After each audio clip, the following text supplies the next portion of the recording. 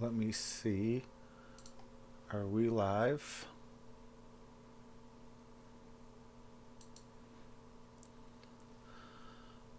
All right. Looks like we are live.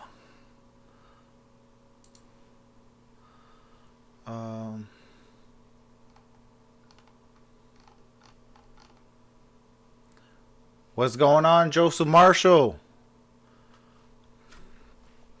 Defense and Upati he's a big man. He just simply does not move that well. They do not handle that stunt by the Rams very well at all.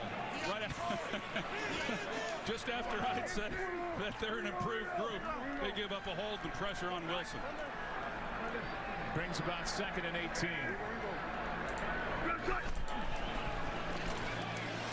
Wilson flushed out to his left. Pass is caught. Short of a first down is Jerron. Oh, I was about to say, did they cause that fumble? Teams fight after the whistle as that ball came out. Marcus Peters was out there in coverage, and it's Peters who ended up with the football. What's going on, the Gridiron? They're going to rule Jerron Brown. Oh man, prayers up back to you. I appreciate that. I believe, and we may have a challenge. There's the pressure. Yeah, I'm gonna go with Seahawks today. The only reason why I'm gonna go with the Seahawks is they just, I don't know, to me they seem like the underdogs today. Like everybody wants the Rams to win. Oh, they almost got me.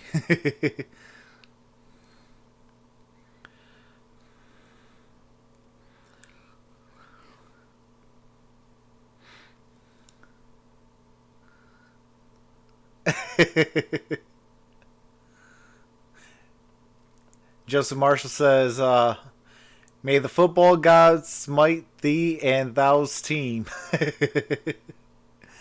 Hey man, I got family members that are big time Seahawks fans, so I'm gonna root for the Seahawks today. Everybody's on the Rams bandwagon. They had their chance. Hey, Joseph Marshall, don't be hoping that Aaron Donald takes out those knees. What's going on, Abdul Terrell? Oh, you're going to stay here for a few? All right, brother.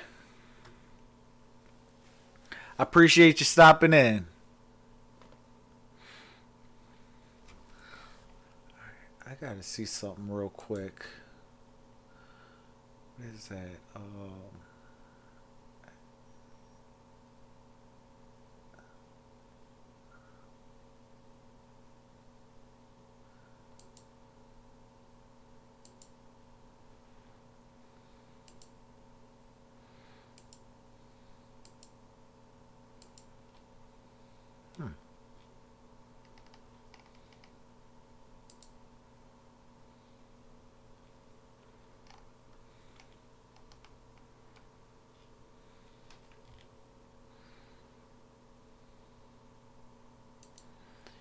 Okay, I don't know why that's not working.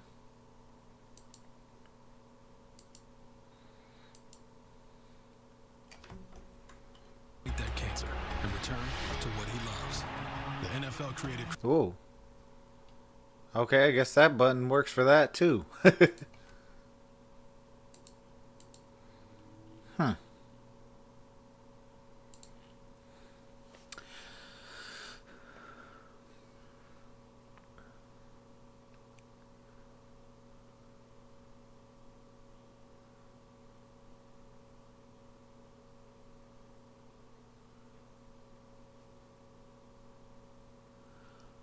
Hold on, Joseph Marshall. What do you mean?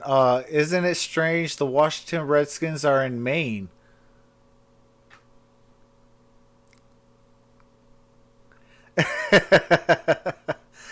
Hey, man.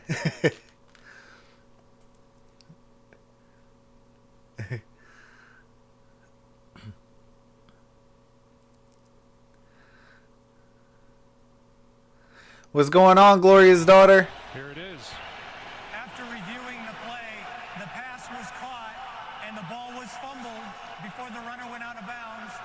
Los Angeles recovered the ball inbounds, and by rule, they are not allowed to advance the ball.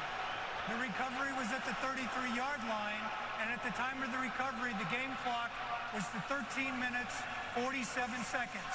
That is what we need to reset the clock to, 13:47. Now that's an explanation.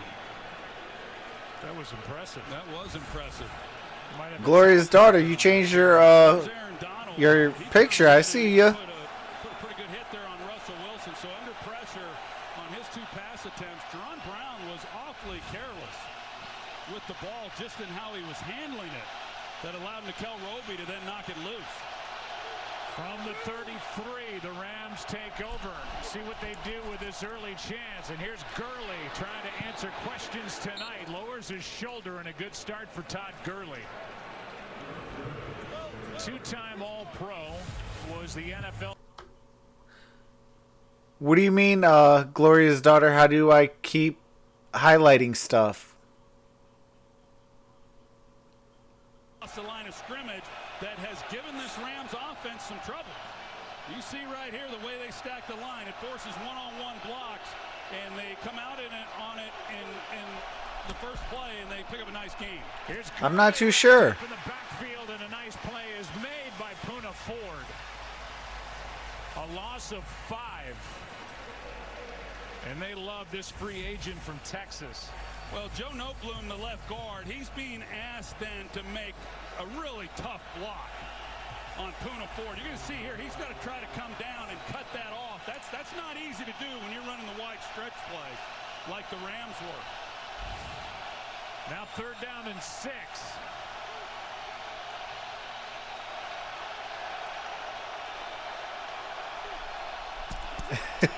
Goff throws, pass is incomplete.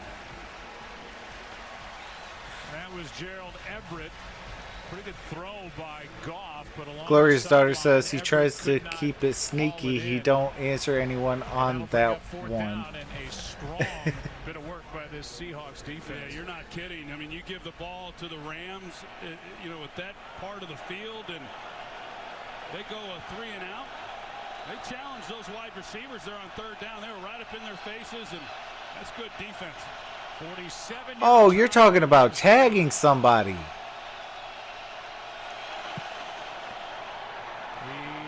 He's able to bend it in.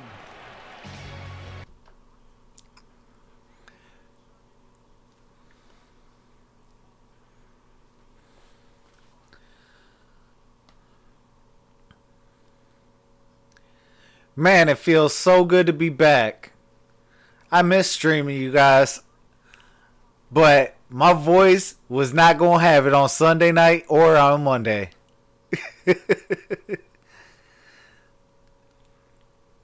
I got extremely loud at Ford Field.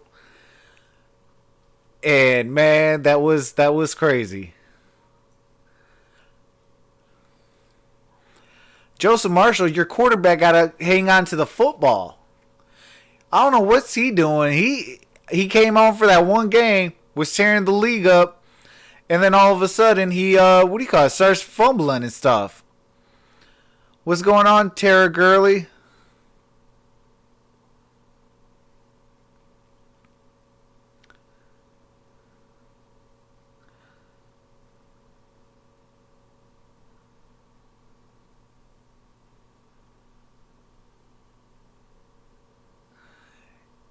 Oh man, Gloria's daughter says, "Yeah, you went to the game. I forgot.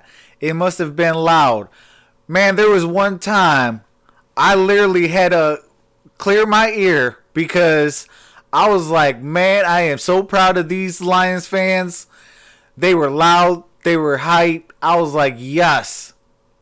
That's when you got to boot up and stand up.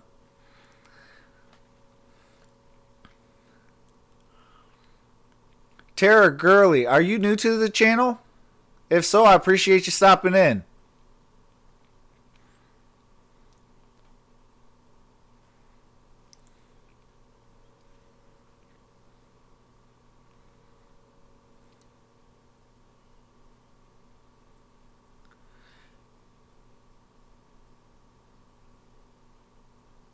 The Gridiron Blitz says your voice is barely then now. Oh, I appreciate that. Hey, AT, my man. I appreciate that. Welcome to the stream, Tara. We gonna have fun. We're gonna be watching some football. Well, listening to some football.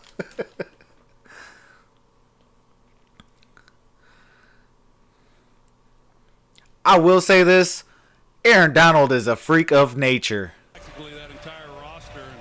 I was watching some highlights of that man. I was like, man, splitting double teams and almost ripping off Russell Wilson's head.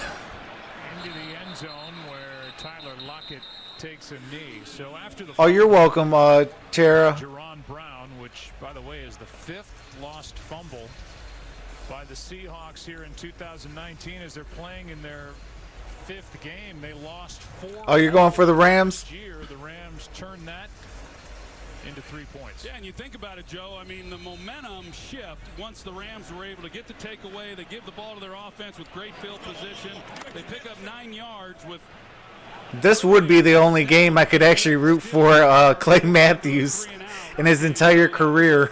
It's pretty demoralizing for that Rams sidelines, not coming away with more. Wilson keeps and then just throws it away under pressure by Fowler. And it will bring up 2nd down and 10. This is a Rams defense that on Sunday allowed. Hey, Abdul, I'm with you. I'm going for the Seahawks today. I got family members that are big-time Seahawks fans, so. Here at the start of the 2019 season, and Troy Reeder steps in for the injured Bryce Eager. And one of the inside linebacker spots, 2nd and 10.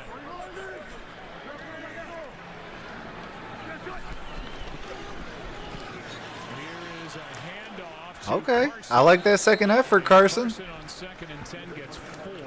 Littleton is the first one there for LA. Yeah, I think you said it, Joe, that this defense. Abdul sold me out, says Tara Gurley. Talking with Eric Weddle and Aaron Donald, and you know how they want to put it behind them. It's a good, quick turnaround here on Thursday night. Hey, Gloria's daughter, I'm with you. She says I will side with Joseph just because I'm no fan of either team, to be honest. Hey, I'm no fan of nobody else besides my Lions.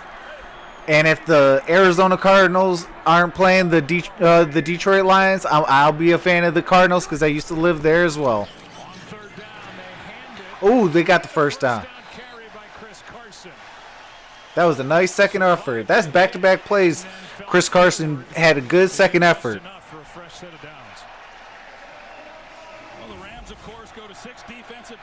What's going on, 2K Plays? Right there in the middle on Reeder, and that kind of opens it up. Opens up that lane. Excuse me, that was Ebukam is the nickel linebacker in there who. Chris, what it do? How's it going, brother? Lucky, man. I just got home in the nick of time to start this stream. I was like, oh, no.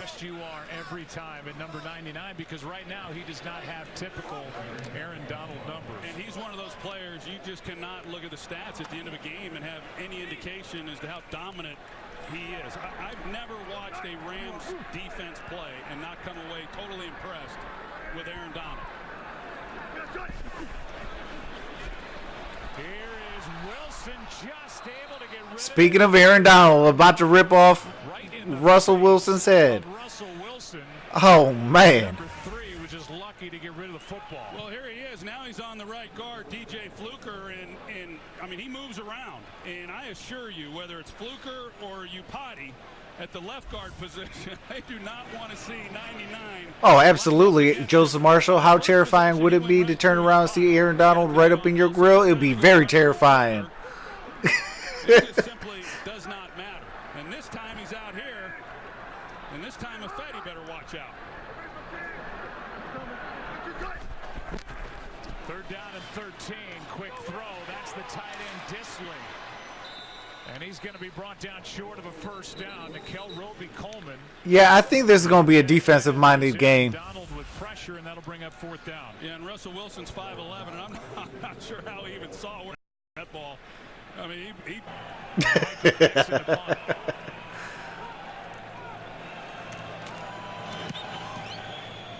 JoJo Natson with a little room in front of him. Natson making moves. Oh, man. Oh, man. A good return. Breaking tackles and taking names. 5-7.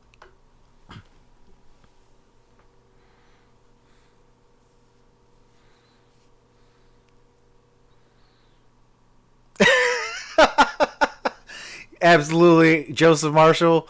Russell needs a new change of pants after Donald got to him.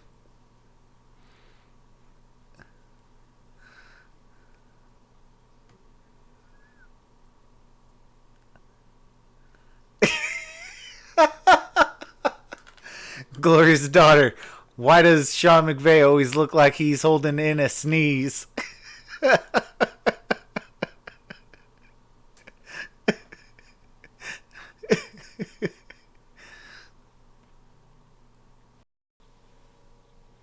I'm 17 away from 400. Man, that is going to be amazing to see.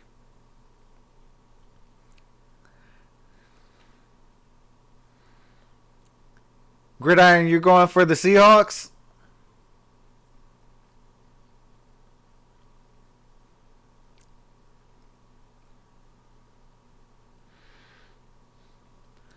Chris, I think Seattle does need to invest a little bit more in their zone run game. I think, if they could upgrade a little bit more on that offensive line, then I feel like they could really do something in that run game. That would take a lot of pressure off of Russell Wilson, too.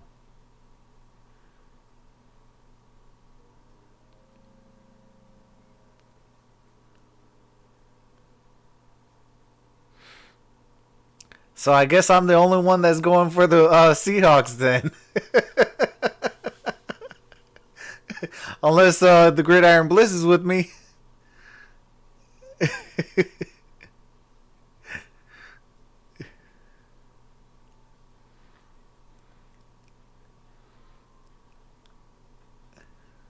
Hey, Chris.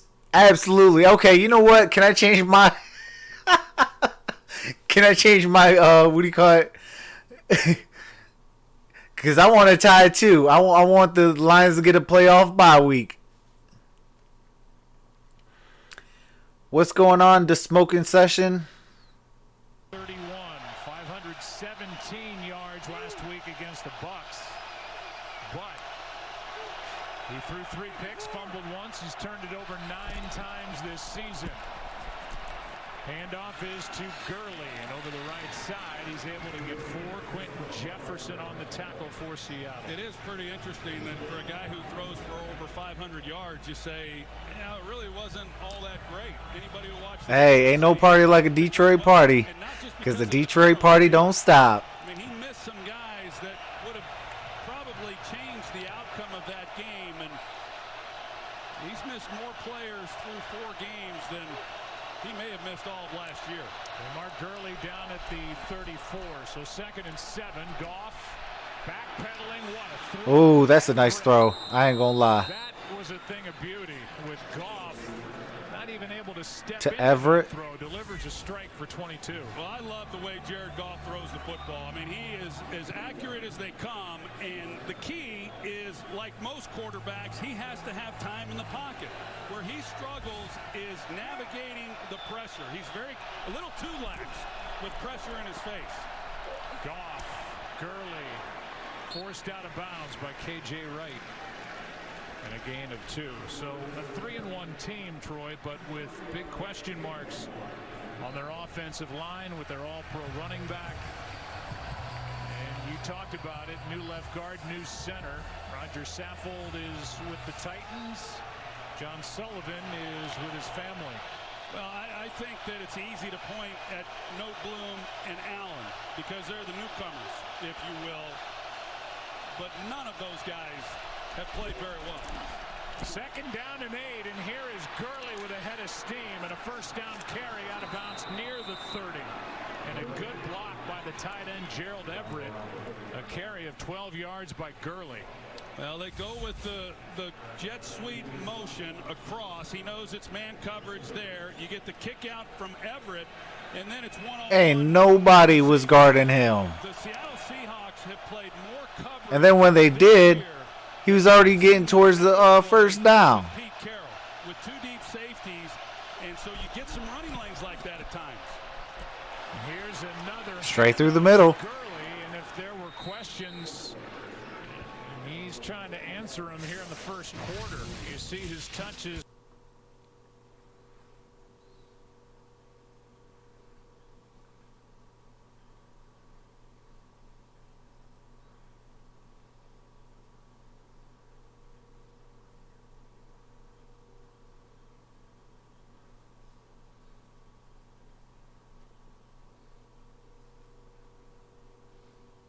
The same player, even going back to the end of last season, and if he's tired of answering those questions, tonight's a good start and maybe not having to answer them anymore. Here's his 6th carry of the game, and he is able to plow forward for the first down. So more carries already in 2 possessions. Looks like Rams are trying to score. They're already in the red zone. Look at this defense, which is 8th overall.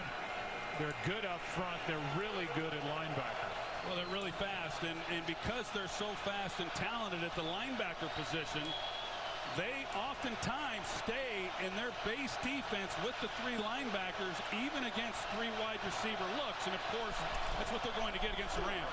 They fake the toss to Brown. Goff out to his right, and able to turn that into, let's say, a 1-yard gain forced out by Rasheem Green. Well, this is a nice start for the Rams, at least this drive, in running the football with Todd Gurley.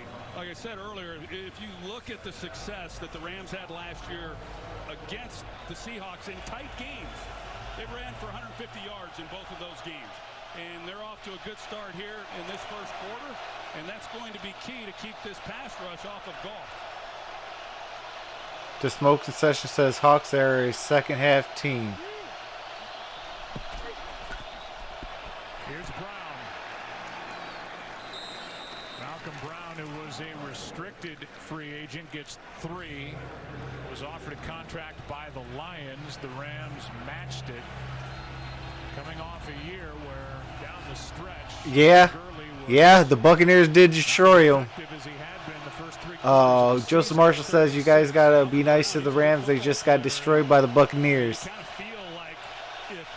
Yeah, Ndamukong Suh did destroy the entire Rams team on the last play of that game.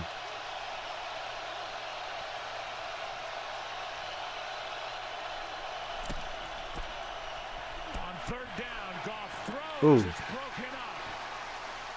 Pass was intended for Robert Woods. Okay, 4th and 6. Bring out the field goal unit. Taylor back there as well. And that'll bring up 4th down.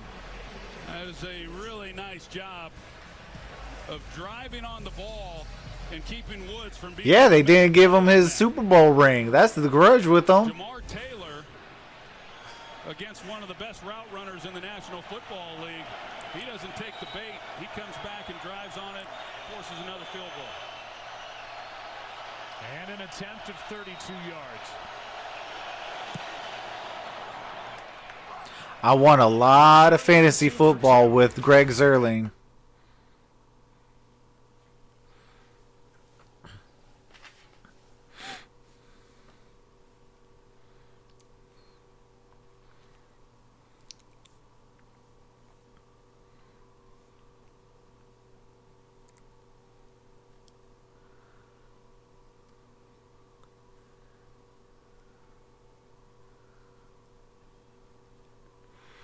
Alright, let me try to see if I could fix this one issue.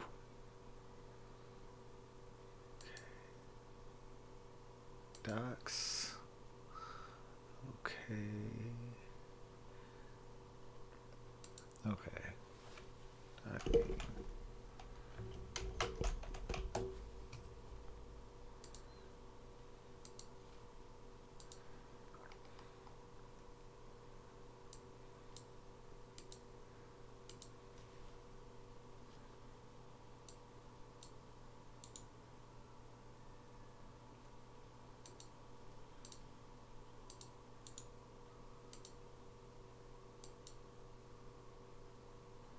Hey, there we are.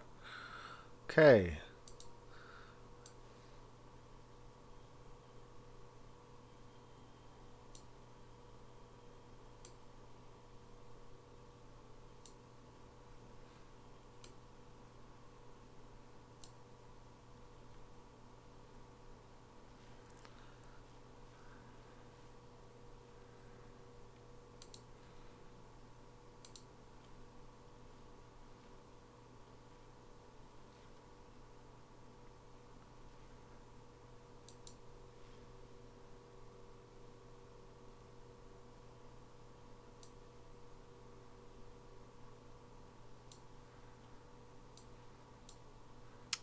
Good Lord.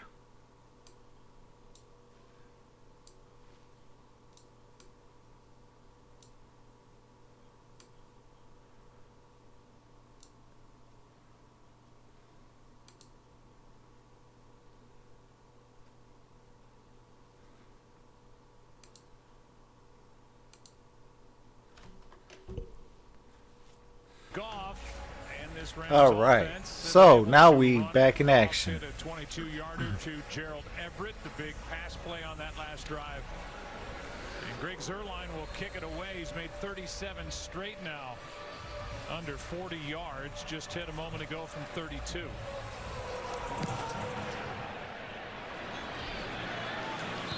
out of the back of the end zone. Here's tonight's GMC professional grade. Russell Wilson likes it when third.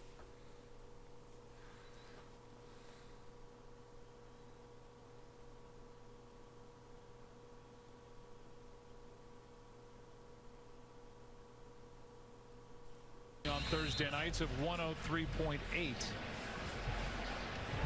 Down by 6.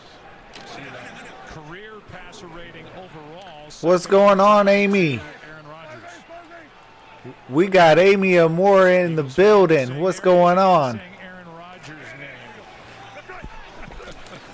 Get over it. Here's Carson cutting back, and a nice carry out near the 30-yard line. A gain of 5.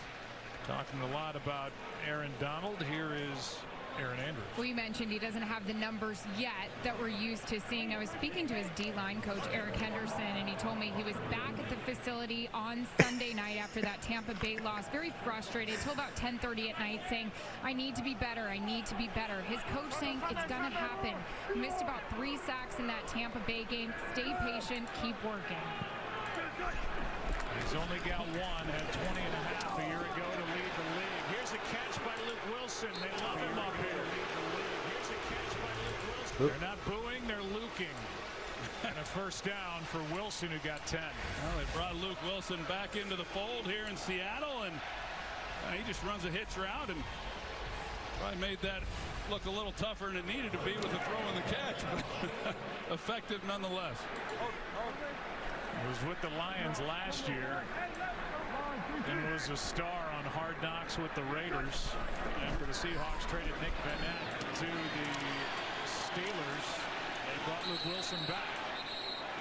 There's the rookie DK Metcalf, brought down by Aqib Talib, a gain of 5 on first down. Now, that ball by Metcalf, it looked to me like it got a little loose at the end of that play. And you know, you think about this group, and Doug Baldwin, he retires, and Tyler Lockett, who had a heck of a season last year, he steps in. He kind of becomes the everything wide receiver, the slot guy, the down the field guy, you name it. It's what he does, and they got a bunch of young players, and DK Metcalf, tons of talent, but another one of those young guys that Russell Wilson has to depend on. Wilson keeps looking for a block from Disley, gets it. Okay, okay, Russell, I see you. Getting the first down. Midfield, and they're going to give him the first down as Weddle made the tackle. That for Russell Wilson is his 217th. All right, what does the chat say? First down. That's number 2 in the league to Cam Newton since Wilson was a rookie back in 2012. It looked to me, Joe, like that was a pretty favorable spot to give them the first down there.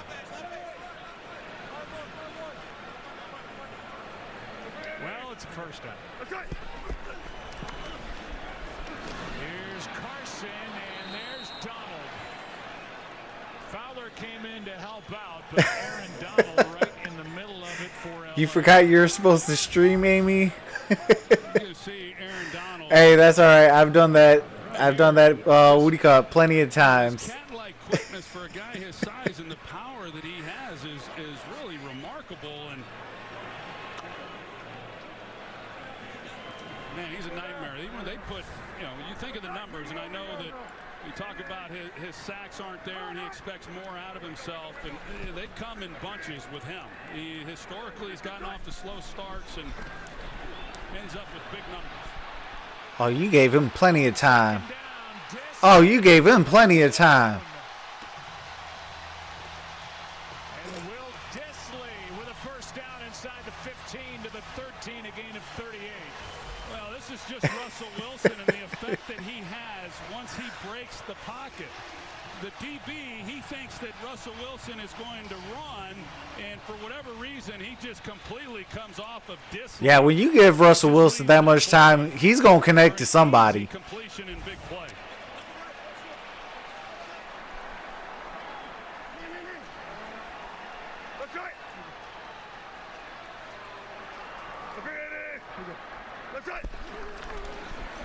On first down, Wilson keeps. Surveys, nowhere to go, and back in the end zone. Did he get it? Touchdown Oh, they gave it to him. by Tyler Lockett. Toe drag swag. Tyler Lockett with the touchdown.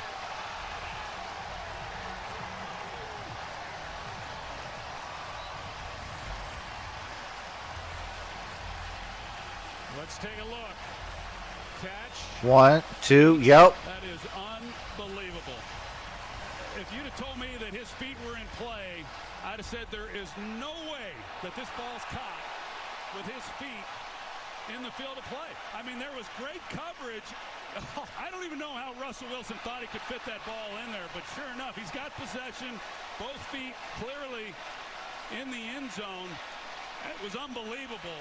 There was no pressure on Russell Wilson, but you go back and you see the coverage across the board. There was nowhere for Russell to throw the football, and even Yeah, Amy, let me know when your next stream is. I'll hop in with you and show some support as well. Look at the throw. Eric Weddle's wondering how in the world did that just happen. And the Seahawks lead by 1. Wilson out to his left. Flings it into the back corner of the end zone, and that was magic. We'll be right back. All right, it's a 1-point game.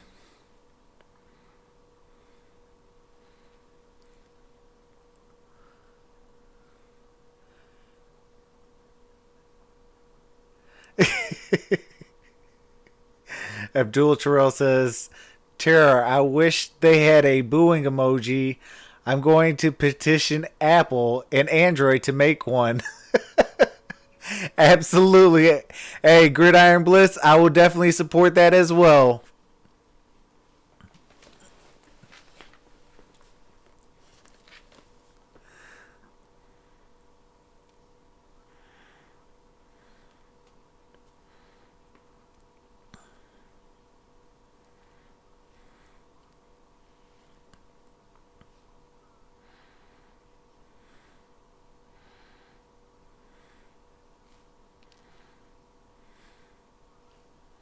Unbelievable confidence right now. There was just not much margin for error. And hey, these officials have been beat up all year long. And kudos to some. Man, Gridiron Bliss, these 10 days are going to go so slow. I didn't think there was any way his feet could have been in play. Matson takes a knee. It's just, the reason why I say it's going to go by so slow is because, like, if it would have been like even Monday night tonight or this week, it would go by so quick. But we have to wait all the way for the following Monday. Like, man.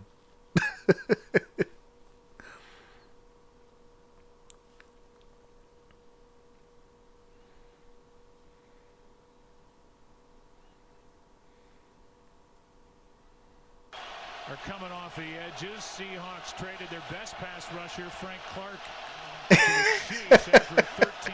Yeah, them are some neon green highlighter jerseys. Chris, they do hurt my eyes as well. Down the middle, Cooks, contact, no flag, incomplete with McDougal back there for Seattle. Well, Seattle's playing it pretty good, and there was really nothing there. They got a middle safety deep, and Jared Goff's just kind of hoping that Brandon Cooks can just... Man, Von Miller ain't going nowhere. Joseph Marshall, he ain't going nowhere. He ain't retiring. No pass interference. They're both looking back for the football. But here's those 6 guys up on the line of scrimmage, filling up all the gaps, trying to take this run game out of the equation. 2nd and 10. Goff fires incomplete for Kupp. McDougal there again. Cooper Kupp, who comes in number 4 in the league and catches number 2 in receiving yards from Yakima. A 2.5-hour drive to the east. He is number 1 in the NFL with 12 third down catches. It's 3rd and 10.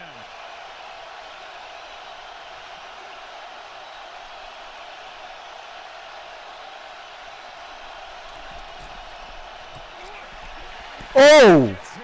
Oh, man! He got creamed! And pressure by Quentin Jefferson. Oh, man! He got killed! They better check his ribs. In the early going of this year, he's been one of their most consistent pass rushers. He's right over the nose. You see the traffic that he has to fight through, the double team, and he just keeps on coming. He splits it. Whoever 99 is for the Seahawks. Cut it loose. Just no chance. Jefferson. They didn't blow the whistle immediately saying incomplete pass, but you could see on the replay his arm was going forward. It was a 3 and out with 3 straight incompletions. And the punt now coming from Johnny Hecker.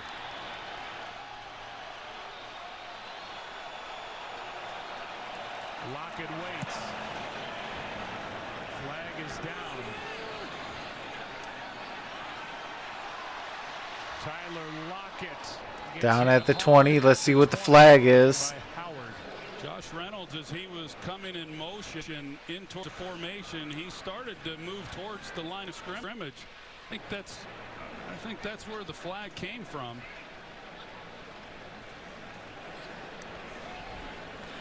Right now, they've Abdul Terrell says Bleacher Report was trying to talk maybe. For illegal motion on the play. However, during the kick, holding receiving team number 93. Half the distance to the goal.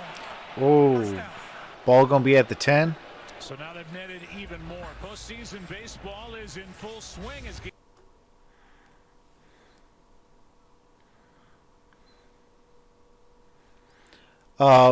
Okay, now Abdul Terrell says Bleacher Report was talking about maybe John Elway pulling the plug and starting over. That would be a smart idea, but I don't know if you would trade Von Miller just yet. You know, I think he has to get a little bit more. He got to boost his value up a little bit. I mean, anybody could get traded by the trade deadline. There's even rumors that Stephon Diggs was about to get traded. Field position on the change of possession. Toss to Penny. A nice gain on 1st down of 8. Well, Penny, he missed some time, and I know in visiting with Pete Carroll, he said he's ready to go and he's going to get his opportunities. He's been an interesting guy. Of course, Chris Carson, he's their workhorse, but they certainly like to work in Rashad Penny and see what he can do. And he's a big play threat every time he has the ball in his hands. Chris says Miller 30 and is a high contract. Absolutely. That's why you have to, you know, boost that value. Because if he's not playing, you know, to a high level, I don't want that big old contract on my books.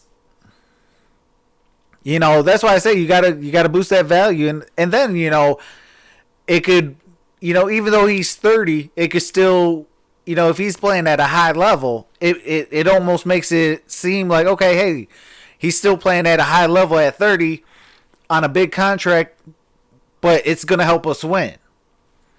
You know, if he's not playing well, you know, ain't nobody would want that contract.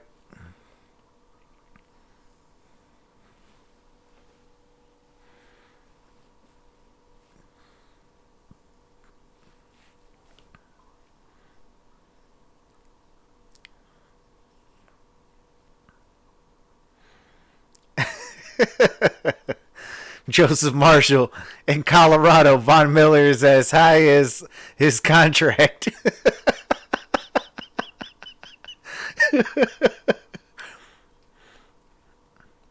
Oh, absolutely, Chris Cashball. He says he's still elite. He would be good for a 1-year rental, but they want a ton for him. I mean, yeah, absolutely. Von Miller is always going to be a top-tier talent. He's always going to be elite until that day where Father's Time claims him. But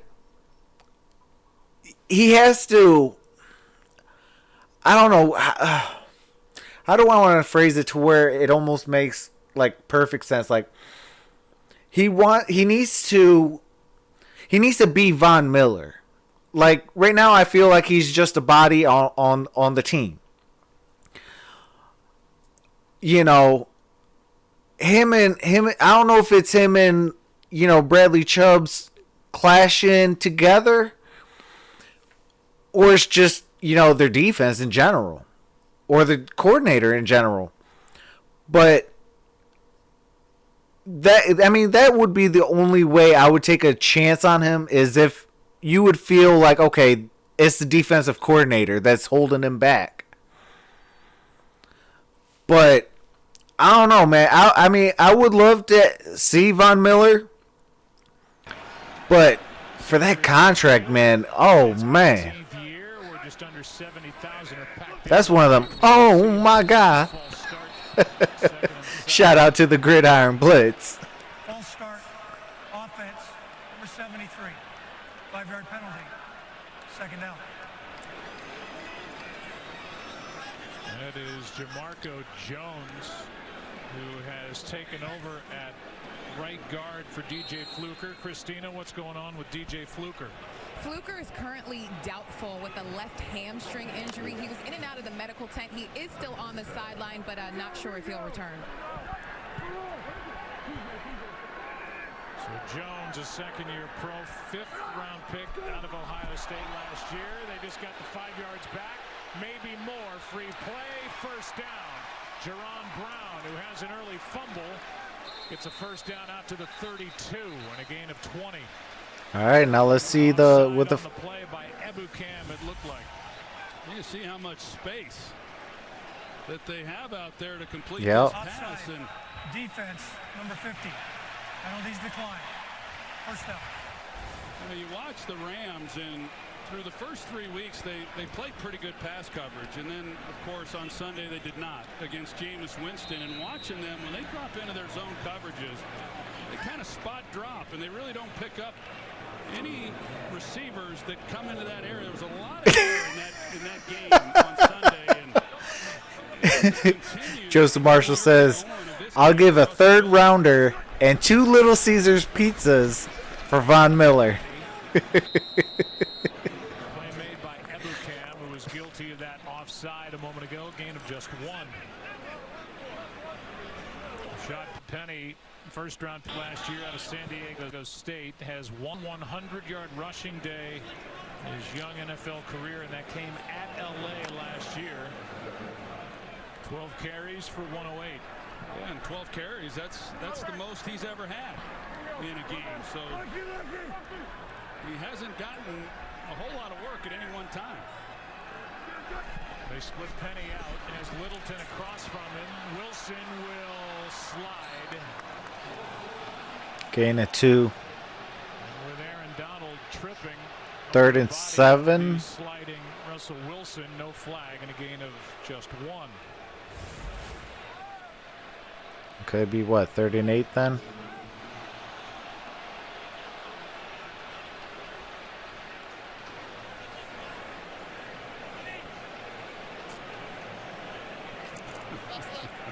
I think Aaron Donald was doing everything he could to try not to land on him.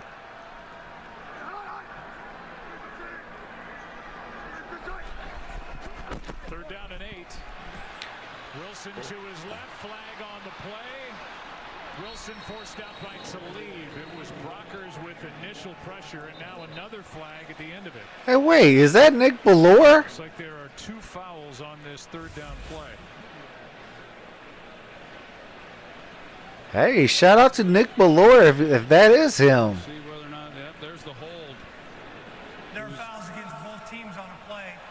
Holding, defense, number 21. Holding, offense, number 30. Excuse me, number 70. Penalties offset. Third down.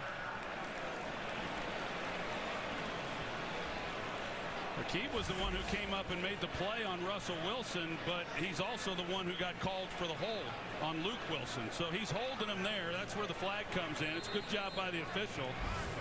And what initially looked like a good play by Talib coming up and making sure that Russell didn't pick up the first down.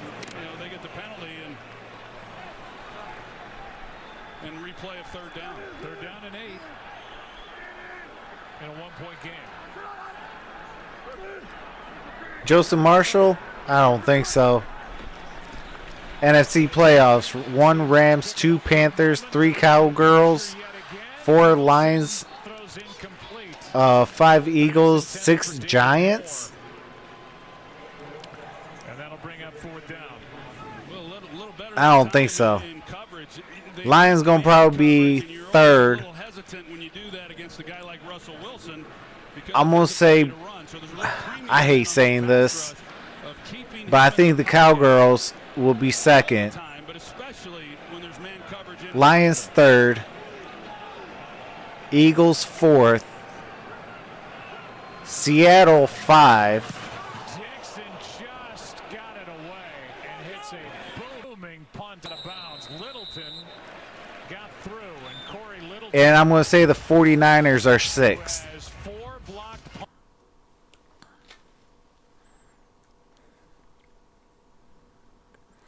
Yeah, I mean, Daniel Jones is going to be the Giants guy for a long time, Joseph Marshall, but, you know, I definitely don't think they have enough yet to make the playoffs.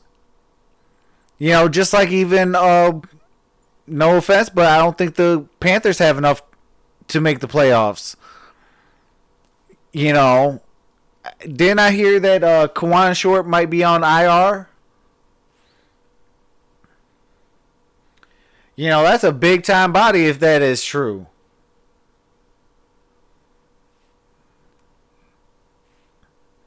You know, the goal would be, you know, get a good draft, reassess the, you know, the season, and then go out and try to compete next year.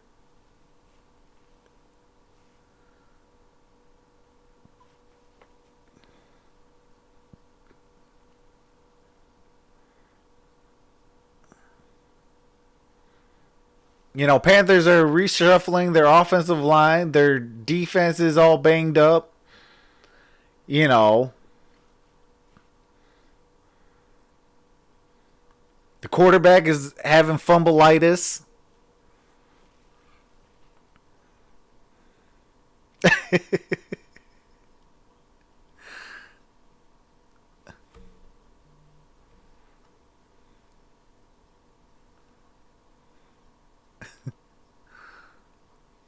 What's going on, One Pride 40?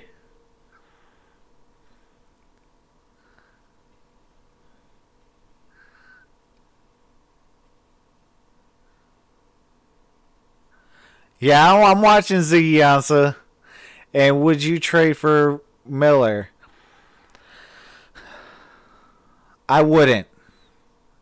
I would not trade for the Detroit Lions to get Von Miller. For one, he's 30. Two, ginormous contract. And three, I like our defense right now. You know, especially that linebacking core.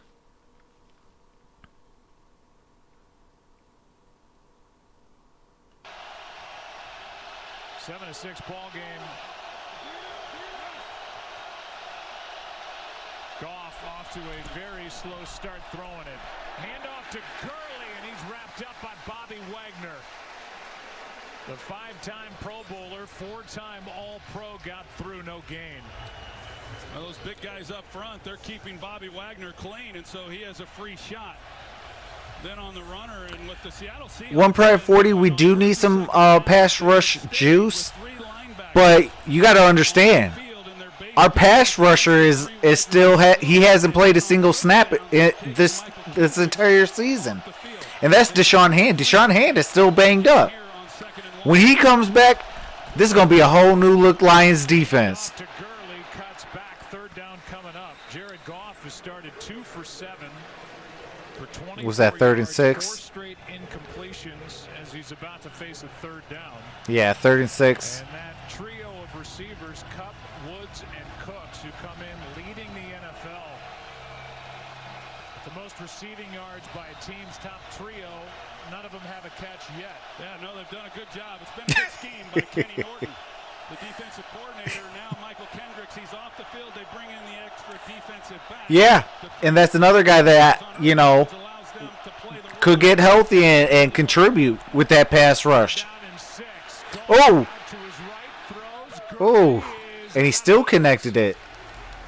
And that is a quick 3 and out as Goff was under pressure by Quentin Jefferson, and Goff has gone 0 for 4 on third down so far. Yeah, and that's on Gurley. He has to know where he is. I'm not even certain that he would have picked up the first down if he had been in play, but as a receiver, when you get over towards the sideline, you've got to know where you are. He was out of bounds and a couple of yards short. Yeah, but hey, great job by the Seattle. Oh, absolutely. Chris says, we can see we doing good with our drafting. This year, three out of 4 of the league stocked up on D-line.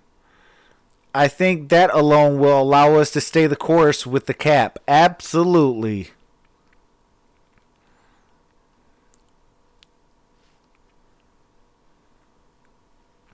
You know, Austin Bryant comes back. That helps.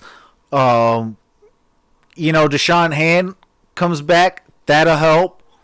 You know, those two guys right there could help get Snacks, you know, more involved. That can help A'Shawn Robinson get more involved. That can help Trey Flowers get more involved. So, I mean, there's a plethora of reasons why the Detroit Lions pass rush has not showed up really right now in the 2019 season.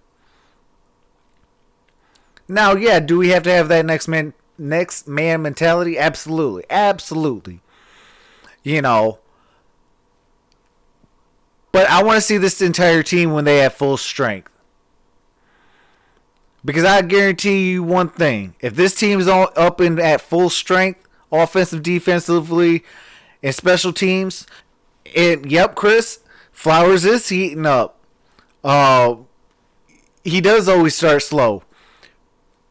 But if we're at full strength, man, this team can win a Super Bowl. Now, I won't, you know, put no money on it right now, but, you know, I got to see this team at full strength first. You know, if we're at full strength, oh, absolutely, I'll take any bet. You know, what we showed against the high-flying NFL's darling, the Kansas City Chiefs, we could bang with the best of them and still hold our own, even though half our team is down.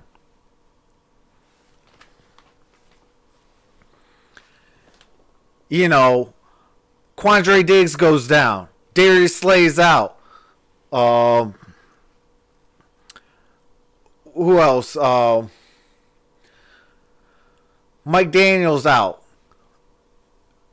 Deshaun Hand out. Austin Bryant out. You know, like, come on, man. That's too much firepower. Now, it will still be the record. That won't happen again. November 4th, 1979. Drive starts at the 27. Play action from Wilson. Oh, he has. Oh, whoa.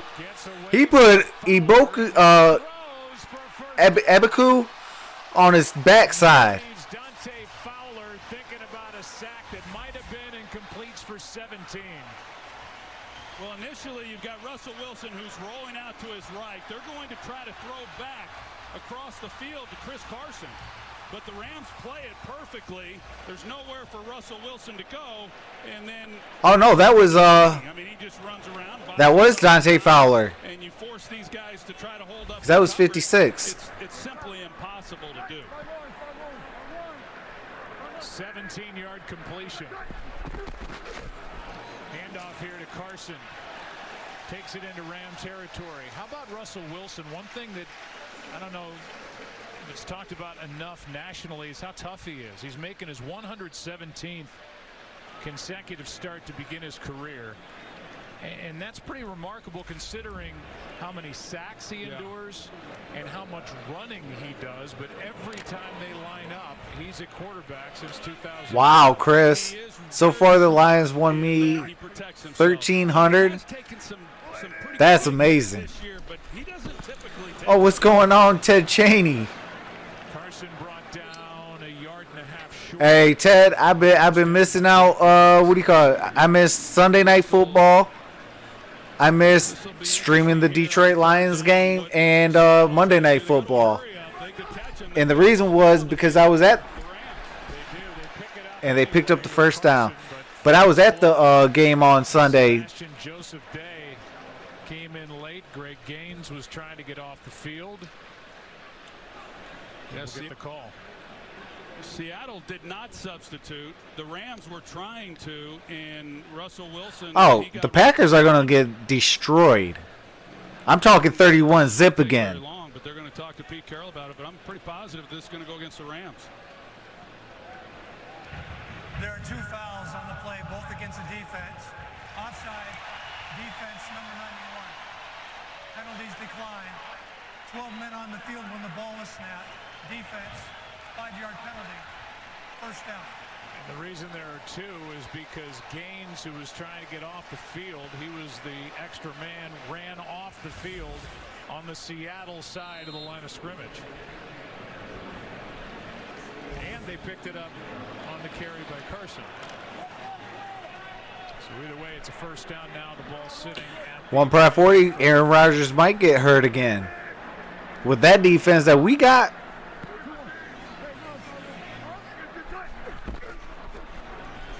Carson.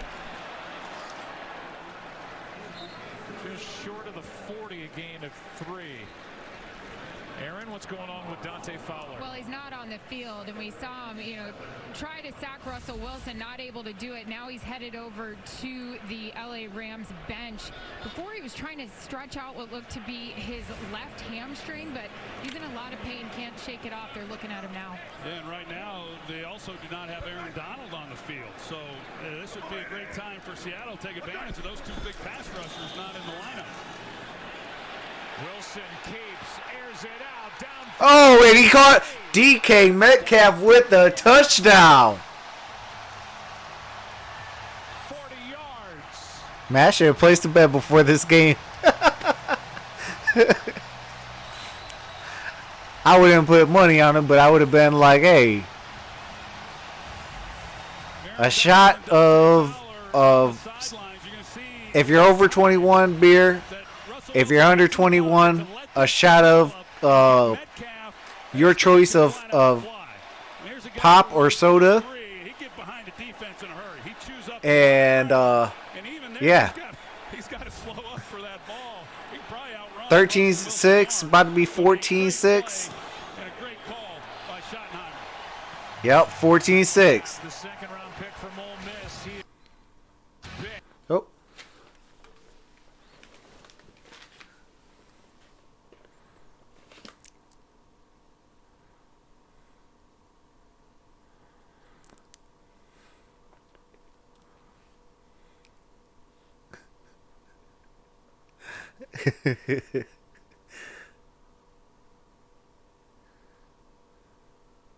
Oh, absolutely. Without Aaron Donald on the Rams defense, that defense is suspect.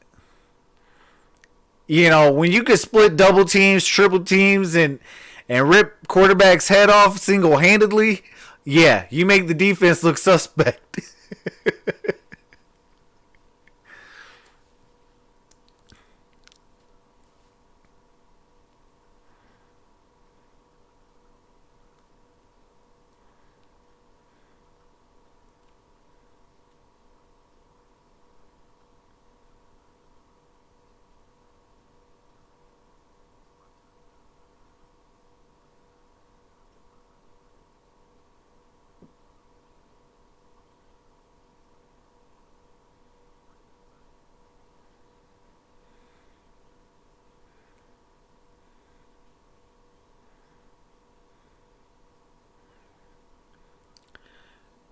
Man, hey, I will always root against Aaron Donald on one reason and one reason only.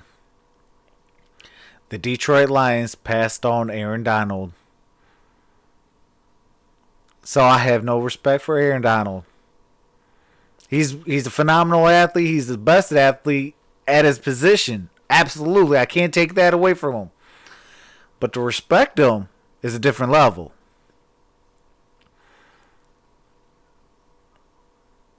Like, that could have been our guy. Yes, for a drop-heavy tight end. Darn you, E. Brum.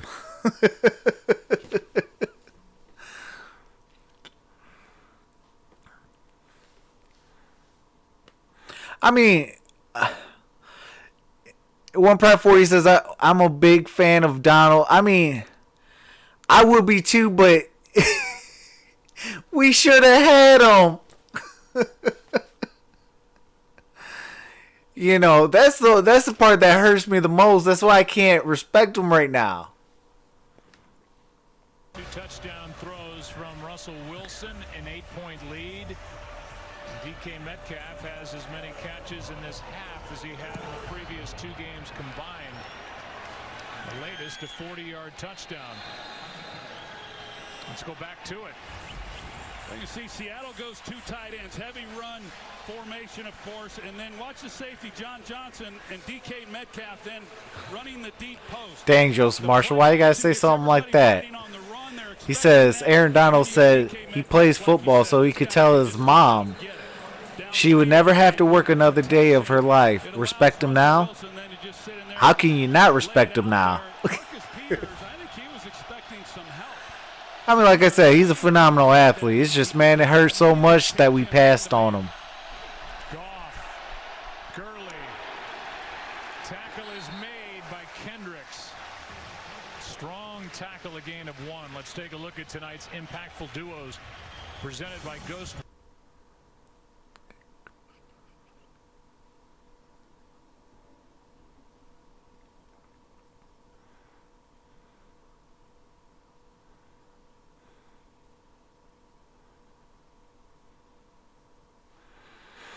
Look at the latest Ghost Recon Breakpoint trailer.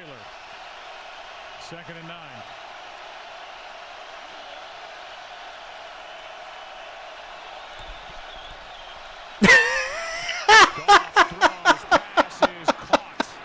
Abdul Terrell. Oh, man. I think E-Bum was abused by a football or something. He's so scared to catch them. Hey, that was not a bad joke. That was a great joke, dog. Oh, man.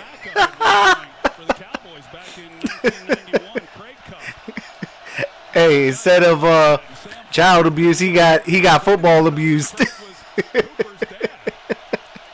there for, I don't know, maybe 2 cups of coffee. It wasn't very long, but Greg, I miss you, man. Growing up as a kid, he had a football under his bed. Don't look underneath the bed.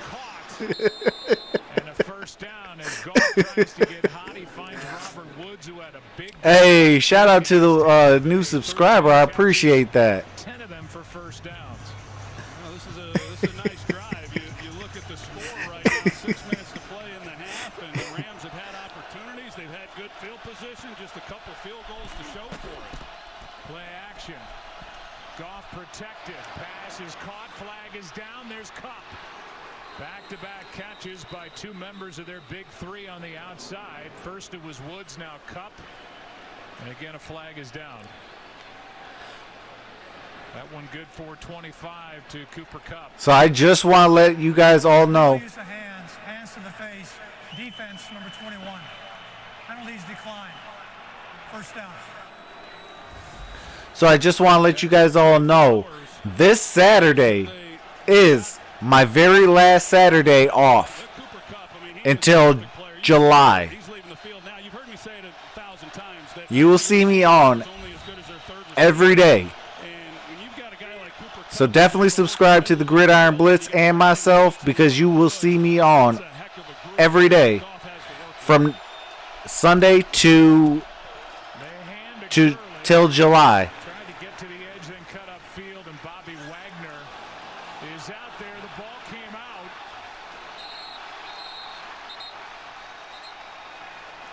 Seahawks has the ball right now, but yep, okay. To Seattle. There was a fumble and Seattle pounced on it. Gurley But they're going to have to review that. over his previous 28 games, has it ripped out. Oh, ball's out that before he went down. That yep. And recovered by Seattle. Gurley with the fumble. Yeah, I thought it was out too, Joe. It was close. I couldn't quite tell, but I did not think that the knee or the elbow was on the ground prior to Nope, going out. he fell right on a player. There it is. And Well, they look at it as Wagner and Jadeveon Clowney combined. it's Bobby Wagner who's ripping at it right there. I don't see anything there that would suggest that they could overturn that with the ruling on the field being a fumble.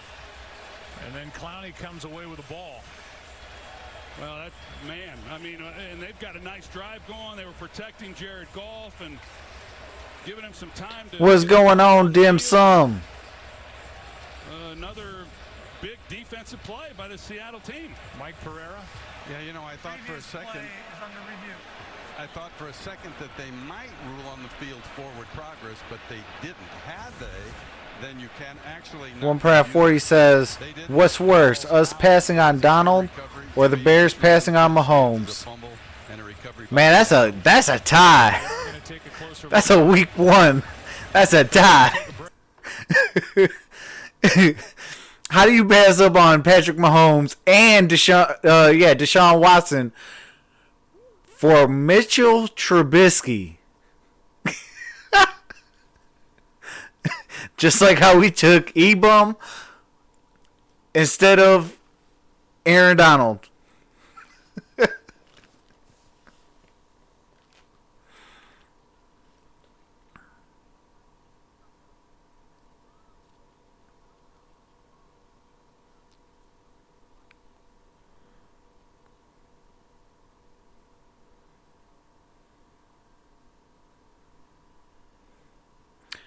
Abdul Terrell says, the reason I'm rooting for the Rams is because I have a feeling we may be competing with them for a playoff spot. Who, the Seahawks?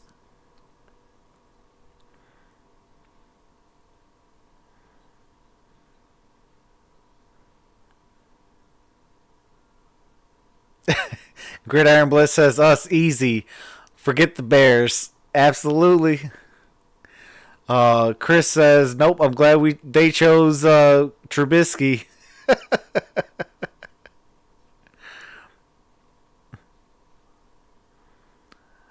Oh, okay. Okay. Yeah, I mean, I could see us competing with the Seahawks. I could definitely see that. Rams won't win their division, says Dim Sum. Hey, that'd be a shocker. That'd definitely be a shocker because you already know the NFL got them as the favorites.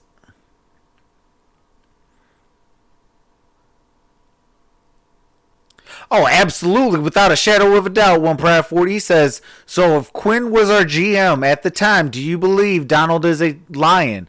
Absolutely, without a shadow of a doubt. 110%.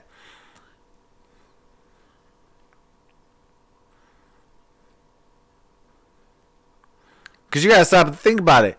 We didn't only just lose Ndamukong Suh. We also lost Nick Fairley. And if we didn't lose Nick Fairley was still dealing with a heart condition. Coughed it up, and now Todd Gurley after a 3-yard gain. They have officially given Jadeveon Clowney not just the fumble recovery, but the forced fumble as well. So he makes a big play last week with a pick 6, and now forces a fumble, recovers it. And at the end of what was a promising drive, it certainly looked like for the Rams, they turn it over.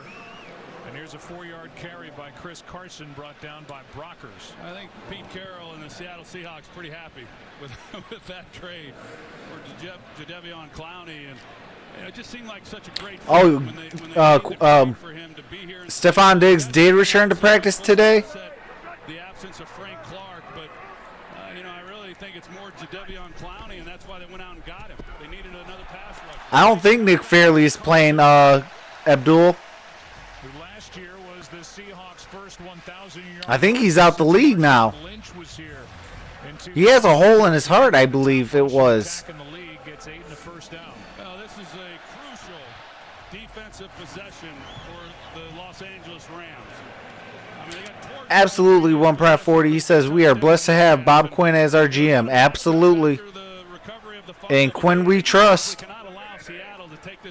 Hashtag Quinnin. Dante Fowler back in there for the Rams. Aaron Donald could not bring down Carson, who has back-to-back strong runs and gets 7 here. Oh man, prayers up to you, Joseph Marshall. He says I was born with a hole in my heart. Power running game with Chris Carson. There's Fowler. He comes back in and he just does not. Prayers up to you, brother. But it just simply does not look like he's at full strength. One thing you know with this offense, they're going to continue to pound Chris Carson. Hey, shout out to the new subscriber. I appreciate you. Wilson floats it. Disley, what a throw and catch. Oh, Will Disley. Working against Troy Reader. Oh man, this was not bad coverage by Troy Reader. But Disley, number 88, he's one-on-one, and Russell Wilson just drops. And he's on a linebacker. Really nicely, even off his face mask, and he's able to make the grab. And we were talking to Pete Carroll about him the other day, and boy, they really missed him after he got hurt last year. They drafted him because of his blocking, and then he came in and I wouldn't say that. I mean, Deshaun Hand is good, but I don't think he's the closest thing to Aaron Donald. Washington. They love everything about him. He seems like just the perfect Pete Carroll type guy. He is tough, loves to play, loves the game, and just makes plays, and he competes. Knee injury knocked him out last year in the Chris says, I think Hand is the possibility to be as disrupted as Donald. I mean, yeah, he's going to get, disruptive plays and things like that. But I don't think he's like, I wouldn't see him being able to split triple teams and double teams as quickly as Aaron Donald. But is he a great talent? Oh, absolutely. I love Deshaun Hand. I was skeptical at first, but when he showed up, shaped up and showed out, hey, nothing but praise for the man. I can't wait to get him back. I got a funny feeling he's coming back for Green Bay, though. Okay, play action. Oh, he got daylight. Yep, take what you can, get down. They're going to mark him near the 3 yards short of the first. Oh, okay. 4 yards short of a first. You spend all day. That's why we saw Aaron Donald on the sidelines when they hit the big play to DK Metcalf. You try to rest these guys as best you can because it's an all-day affair running around chasing him. I think we need.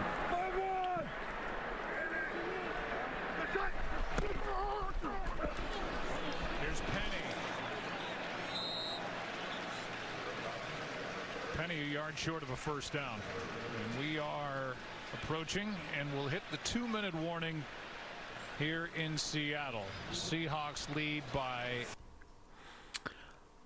Dim Sum says, I think we need to make a move on for Ramsey or Von Miller during our down week. I think if we wait till the deadline, teams are going to realize how late our picks are going to be. Yeah. I mean, if you're going to make a move for top talent, then you would have to move on it now. If not, there's a possibility you ain't going to be able to use our first round picks because it won't be worth that much. Is our secondary elite? Says One Pride 40. It's on the borderline right now. The young. I don't want to put a lead on them just yet because they're still young. Now, give them a year underneath their belt together. I'm talking about like your your Will Harris's, your second year players, your third year players, things like that. Give them one more year, and they very well could be one of the best in the league. I wouldn't put them as the best, but they could be one of the best.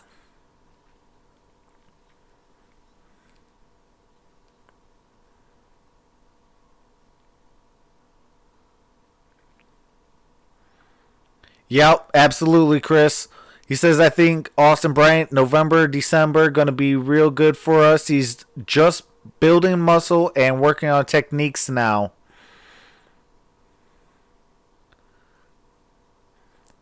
Oh, at One Pride 40, are they top 10? Absolutely. I call it elite top 5. If you're in that top 5, you're elite. If you're in that top 5 or top 10, so if you're from 6, 7, 8, 9, and 10, then you're on the borderline of elite. Anything outside of top 10, you got some work.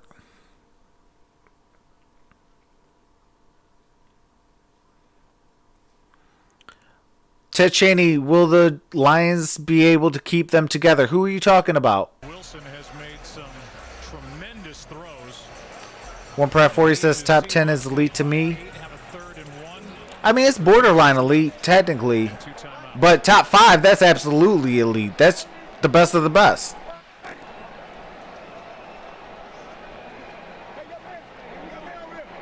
Rams will receive the kickoff to start the second half. Okay, so Rams get the ball at the second half. Right now it's the Seahawks. Oh, yeah, I think we could keep this secondary together.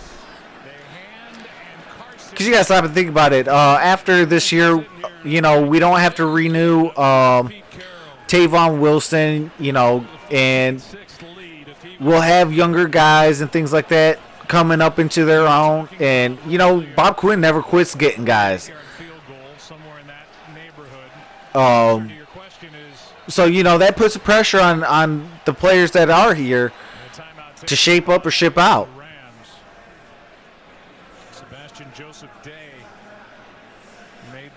I rank our secondary, I want to say at 8. I think our secondary is at an 8 level right now. Now, when healthy and everybody is there, that's a top 5 secondary. Then it becomes elite. Because now you got Slay, you got, you got Slay, you got Diggs, you got Tracy Walker, you got Will Harris, you got, everybody, all hands on deck in that secondary. If Amani Oruwariye can come into his own, sky's the limit for this defense. And that secondary, we about to hide the keys because we going to lock them up. Opportunity for this Rams defense if they can make a stop. 4th and 1.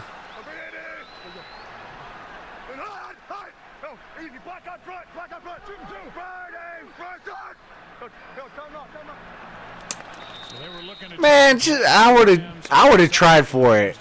He tried to go for the hard count. Called the timeout. You're at home though, like.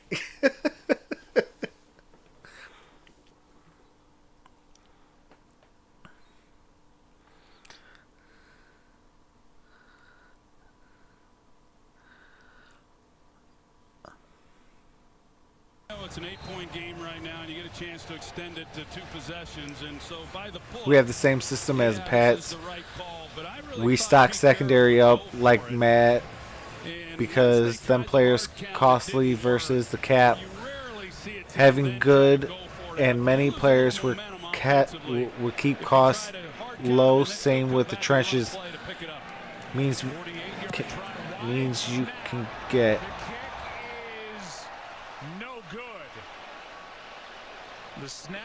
Yeah, I believe that, Chris. Because Bob Quinn has always said, "I'm gonna build from the inside out." I mean, I'm gonna build from the trenches to the linebackers to the secondary. That's exactly what he's been doing. That the Rams needed if they can finish off a drive. They've had opportunities. Here in this first half, they had the ball at the 29-yard line after they got the fumble. Where do you rank our receivers? Got stalled on the 14-yard line, field goal, and then fumbled on the 17-yard line. 1 Pride 40.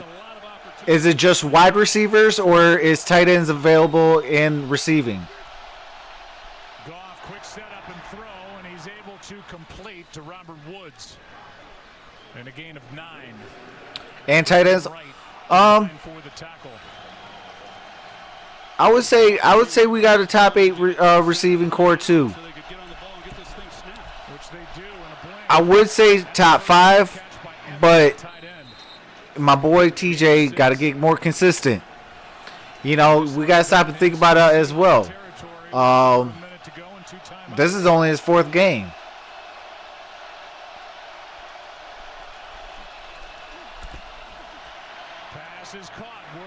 Oh, Woods slipped.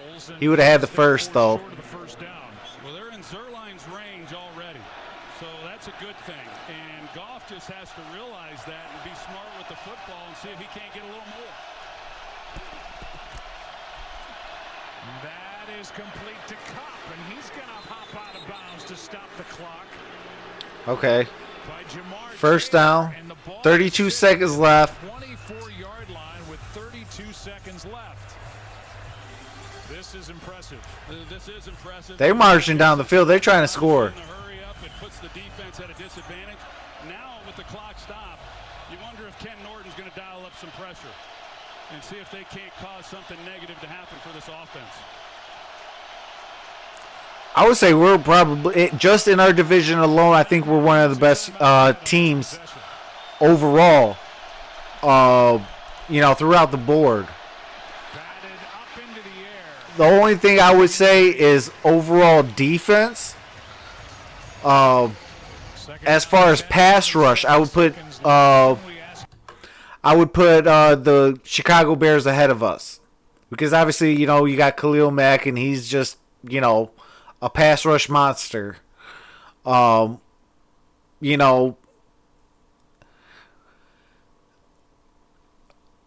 And I mean, you can even say a little bit about but if I got to give a head-to-head matchup, I'm going to take the Lions over.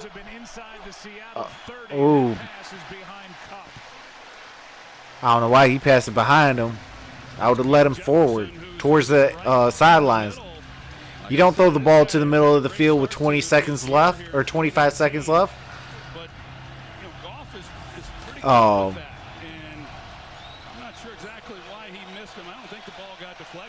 Okay, that was. Why did. By so much, but the third and long here was still 2 timeouts to work. Goff is over. Green, I don't know why he didn't. What do you call it? Why he just pushed him and then went? I'd have just went. You would have got to Goff faster. Rams pick it up, and this one is floated to no one in particular. But I would have the what do you call it? The Detroit Lions as one of the best teams in the NFC North. Even though we're in third to last. Personal foul. Roughing the passer on the defense, number 94. Half the distance to the goal. Automatic. First down. Oh, that's a big penalty. He's coming in low. He's stumbling a little bit and off balance. Those are dangerous hits and ones that they're always going to lean towards protecting the quarterback. Oh yeah, Ziggy Ansah with the stupid penalty. And a new set of downs, of which would have been 4th down. And Half the distance to goal, roughing the passer. They'll call that every single time. They missed the field goal, and now the Rams have a 1st and 10 at the Seahawks 12. Quick throw, Cup looking for blocks. Runs into Everett, his teammate, and that will stop the clock as whistles blow and a timeout taken by LA with 13 seconds left. Griffin made timeouts. Get it into the hands of a quick receiver and see if maybe you can't spring one. But 13 seconds here, 1 timeout. You got to figure, you're going to Sip Trade Media, what is going on, my brother? take some shots here into the end zone. Oh, absolutely. As soon as we beat the Packers, we're going to jump up them that pole. With some of their shallow crossers, here on 2nd down, they can throw underneath and not have to throw it in. 2nd and 7.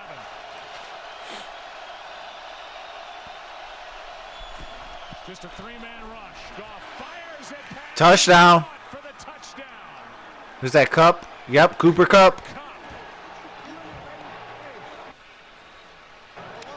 And now, in what it is a 2-point game, the field goal unit will come on for the extra point. Yeah, this was not played very well there in the middle. Cooper Kupp, he just goes into the goal line and just nobody there. Bobby Wagner, he's deep. He's 3 or 4 yards deep into the end zone. And yeah, absolutely. Secondary, we're up there. Nothing difficult about the route. He just gets up in the middle, turns around in the zone coverage, and Goff sticks it right on. That's a great job. Man, Rob Parker could go drive off a bridge. He's a bum. He's another reason why I made a YouTube channel. And I do like the decision not to go for the 2 points there. You look at the tables and you'd say, well, it says to go for 2, but I've always felt you wait until the 4th before you start chasing points, because when you go for 2 and when you don't make it, it seems like you're chasing them the rest of the game. But again, to go back with a 4th down and 1. First of all, it was 3rd and short, and Sebastian Joseph Day makes a stop to bring up 4th down. Pete Carroll sends his offense out there. They try to draw the Rams offside. The Rams don't bite, so they don't go for it. They attempt the field goal. Jason Myers misses from 48, and the Rams go right down the field, score a touchdown, and now they trail by just 1, and they get the ball to start the second half. Yeah, and there's the big penalty on 3rd down by Ziggy Ansah. Brian Allen blocks him, and he's stumbling into Goff for the penalty. And now there goes that stat out the window as far as Seattle 53-0 and leading by 4 points.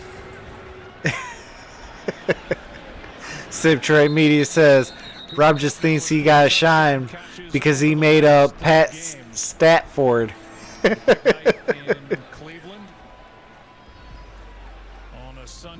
Yeah, Dim Sum says at one point Ziggy was the man. Yeah, that's when he had that's when he had what do you call it, Ndamukong Suh. That Goff had to deliver the football especially in the early part of that when they were able to get down there inside a field goal range and give him a chance. Alrighty, we are going into the half. Yeah, before the injuries, absolutely. Alright, everybody. If you guys can hang tight, I will be right back for the second half.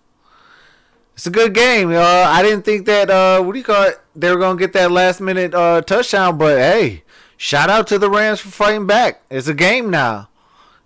They're down 1. Alright, guys, I'll catch you guys, just going to go fill up my water and things like that, and I'll be right back. You guys hang tight.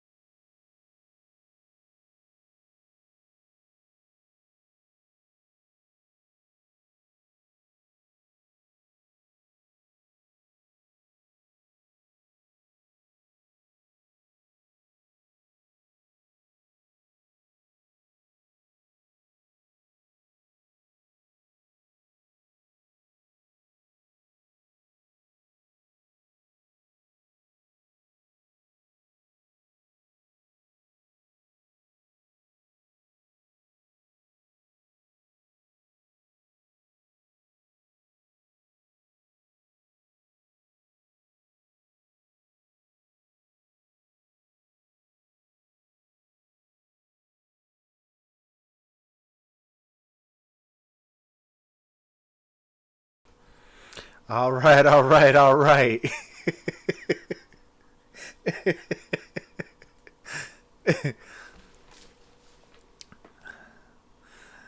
Hey, I appreciate the 2 more subscribers. I appreciate you guys.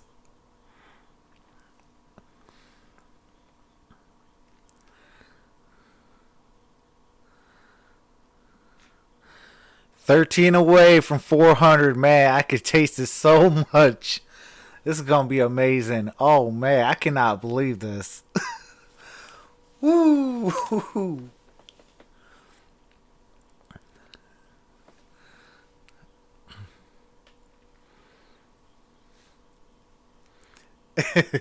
Joseph Marshall says the twin is in the backup plan.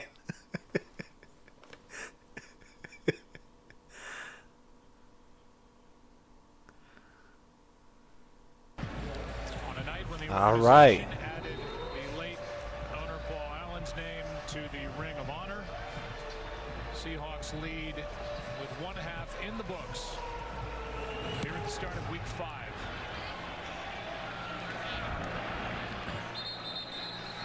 Let's hear what's going on from the field, presented by.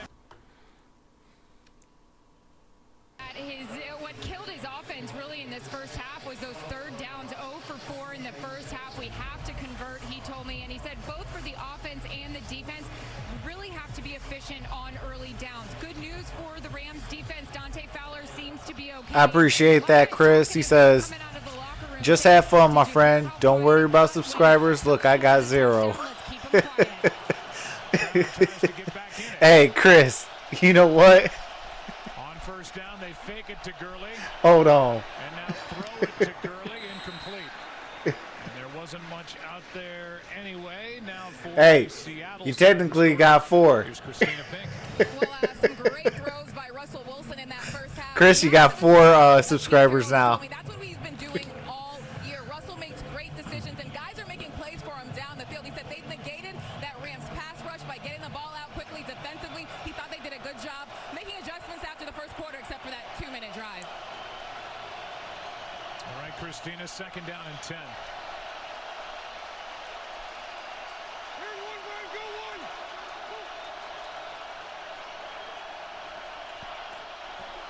Oh, see, Joseph Marshall, you could get into a lot of trouble having a girlfriend that's a twin, an identical twin. Oh, my goodness. Everett, his footwork was amazing. He's slowly finding himself more of a figure within this offense. 5 receptions. Caught it at the 40, broke a tackle, stayed on his feet, and gained more yards. You know, surprisingly, he was Sean McVay's first draft pick. When he took over in 2017 as a 2nd rounder, they didn't have a 1st rounder that year. And yet they're not a big 2-tight team. Cooper Kupp is looking at something. 3 wide receivers. Tyler Higbee gets that role at tight end. But Everett's gotten more opportunities lately. Here's Gurley. Lowers his shoulder and then gets stood up after a gain of 2. KJ Wright was in there for Seattle. Here's what happened a moment ago while we showed you Cooper Kupp over on the sideline.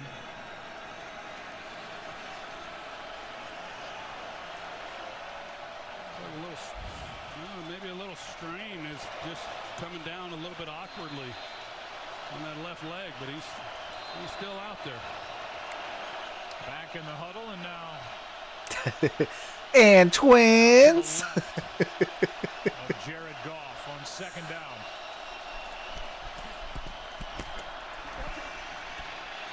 Goff. That's the tight end. Got a 1st down. Tyler Higbee has got a 1st down and plenty more. Well, the Rams have come out here in the 2nd half. They're going to test this 4-3 defense with the 3 linebackers. Bobby Wagner, he does a nice job here. Hey, you better be careful on that Tinder stuff. 1 Pride 40. You know, sometimes they got smoking hot girls, but they might have a 3rd leg. Just saying. Play action again. Clowney was about to bring heavy pressure on Goff, and Higbee Takes it down. Higbee with another first down. The Rams offense rolling now with a gain of 21 on the catch and run by Tyler Higbee. Good adjustments by Sean McVay. The Rams like the screen game, but the speed of the Seahawks has kept them from being able to get outside. What do? They come back, they run the inside screen to the tight end Higbee, kick out, and then come underneath all that. Yeah, I would definitely stick to the club. So the longest play of the game for the Rams to Everett. And now a couple of completions to Higbee. Well, they're going to make the linebackers cover. Hey, I'm on a roll this week. I've been cracking jokes all week. Two tight ends now with Everett and Higbee. Just get it away on 1st and goal. Gurley with the touchdown. Okay. The Rams take the lead. With a good block. And Gurley, who had 2 touchdown runs last Now, do they go for a 2-point conversion to go up 7, or do they take the extra point? BLITZ, like you said, and then he gets up to the next level. Havenstein, the right tackle. That's the way it's drawn up on the chalkboard when you put in these plays back in May. You double team here, you slide up to the 2nd level, you get the block on Bobby Wagner, and it's touchdown Rams.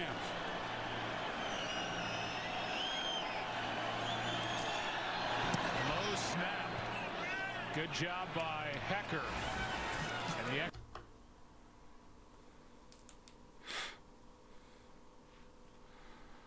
All right. They're up 6.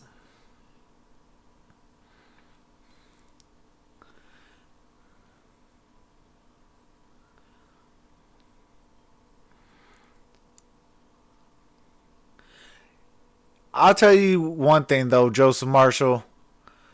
Girls in high school, it's for the birds, man. Wait till you get into college. Get into that 2nd or 3rd year. And then that's when you say, you know what? You know, you'll see, you know, maybe a girl that you like or something like that. And then go there from there. Always got to get the smart ones, though.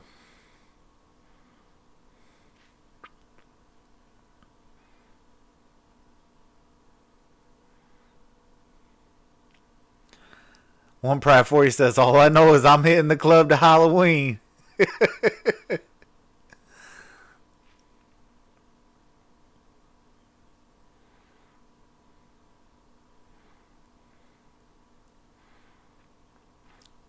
Well, then tell her. Tell her how you feel. You know? I mean, like I said, she's going to be talking to her identical twin. Then tell her right in front of her identical twin.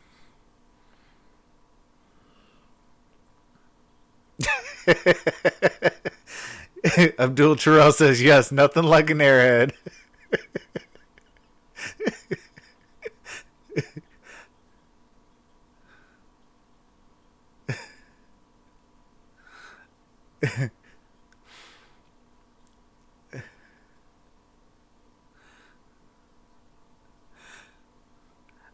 See, one thing I cannot stand about like NFL highlights for things is why they got to put a picture of Khalil Mack sacking Matthew Stafford. Like, seriously. That stuff annoys me.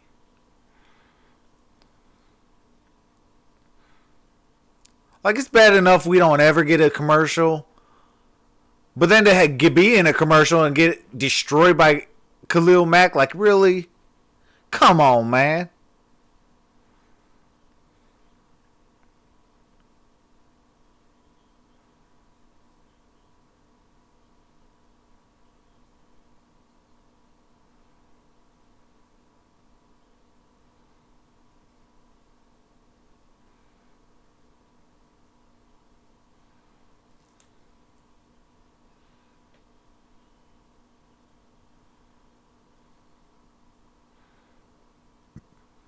Oh, Tyler Lockett to like the 34-yard line. It's on Fox as The Rock returns to kick off SmackDown's 20th anniversary. Joins Hulk Hogan, Roman Reigns, The Undertaker, Stone Cold Steve Austin. all of them together on WWE's biggest night. Don't miss the premiere. A Friday night SmackDown tomorrow at 7:30 Eastern, 6 only on Fox at the Staples Center in downtown LA. I'm really looking forward to it. I think it's going to be awesome. I've gotten a chance to get to know the Hulk and then, of course, the Rock. And like you said, Stone Cold Steve Austin should be a lot of fun. Stone Cold was one of my favorites. Return by Lockett. Here's a throw to Disley. And the tight end gets 11. My bad, Gridiron Blitz. The more you know with Troxel Sports Talk. Almost at midfield now after that return. If you think about it, 14 unanswered points since that missed field goal by Seattle, and a total change of this ball game. But now Russell Wilson, he's got room to operate. We'll see what they're able to do on this drive. Hey, Stafford needs to hit Rob Parker with a Stone Cold Stunner and a beer bath him.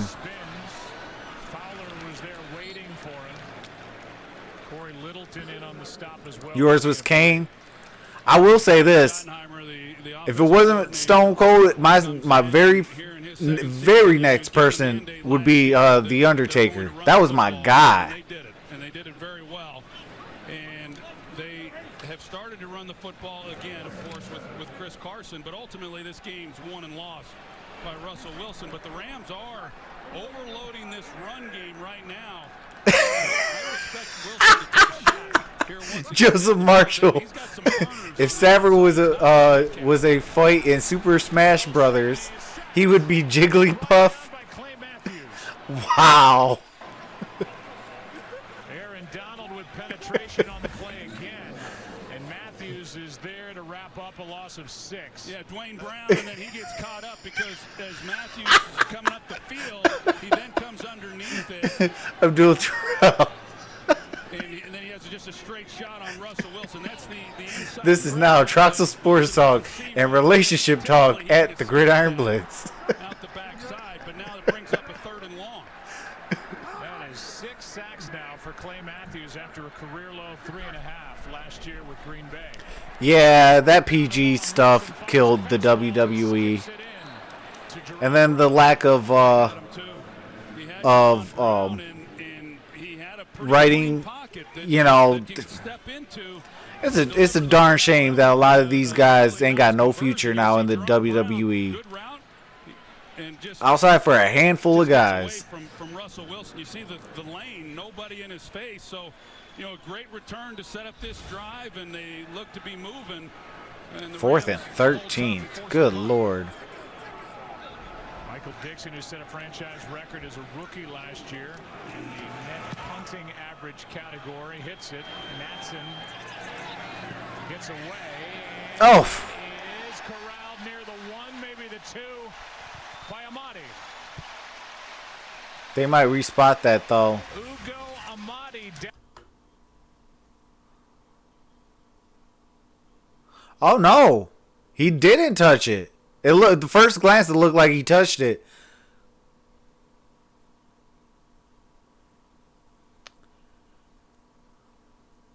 I have Gridiron Blitz. I have not seen Terror come back yet. Oh, I did. Abdul Terrell. He said, "Did anyone watch the Andre the Giant biography?" I did. Man, that's what happens when hard drugs and drinking comes into play. I feel bad for him, man. Same thing with Jake the Snake Roberts, though. He got into a dark, dark place. That's when Stone Cold won the King of the Ring and went on his epic rant.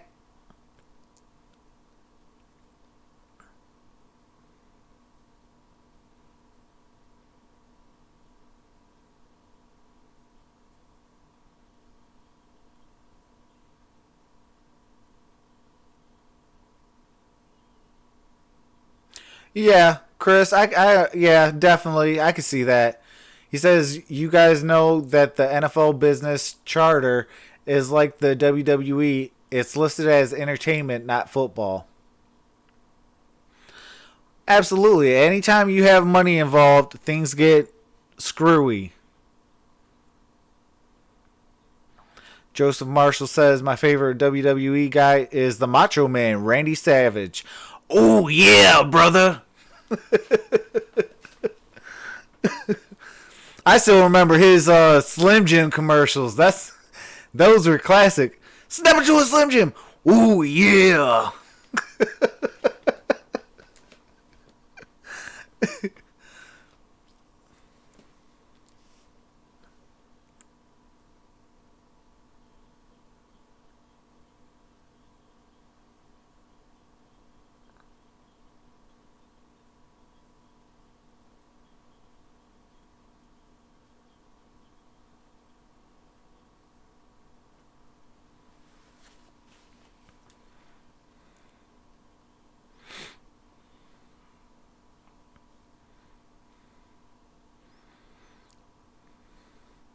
Ball at the 1 yard line.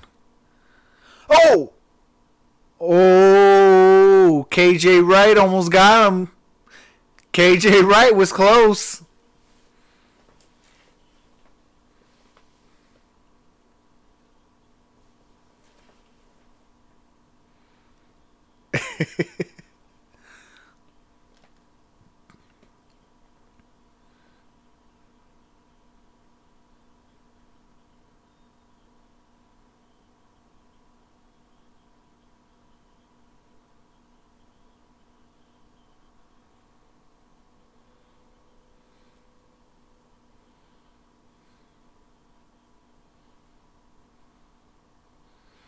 Ooh. And missed him. Yeah, right up.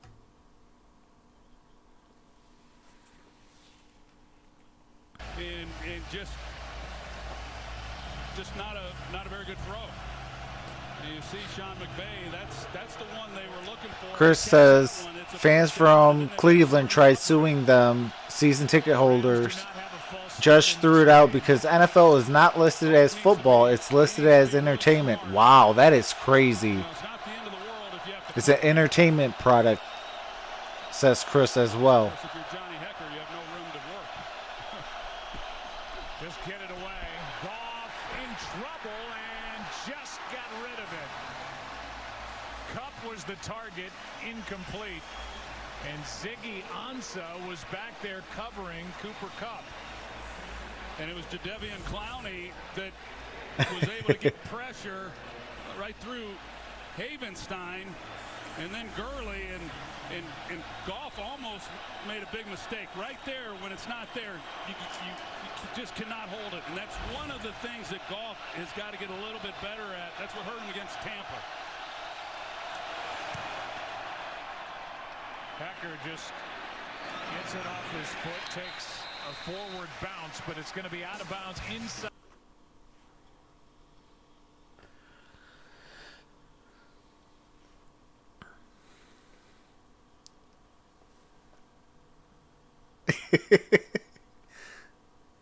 Absolutely, Macho Man voice.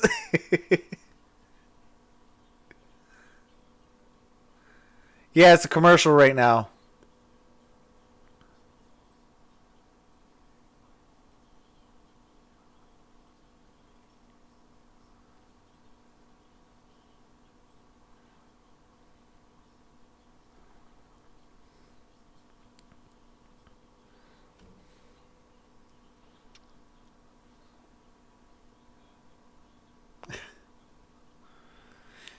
You gotta love them all, brother. How's that one?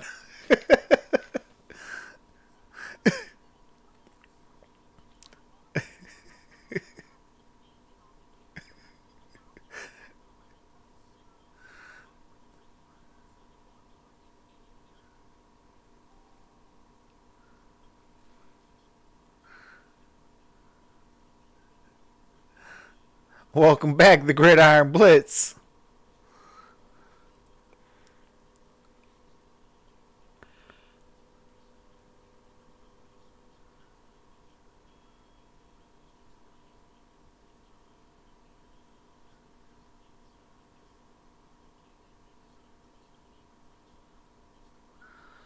Chris says, watch the issue gonna come back up with the refs. The NFL claiming they just need part-time, and the refs saying that the football prep they got to do makes them actually full-time. Well, I'm going to tell you this. They got to figure something out because the refs absolutely are horrid.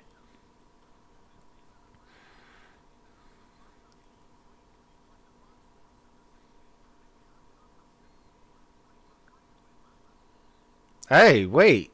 I want to play on Terry Bradshaw's money.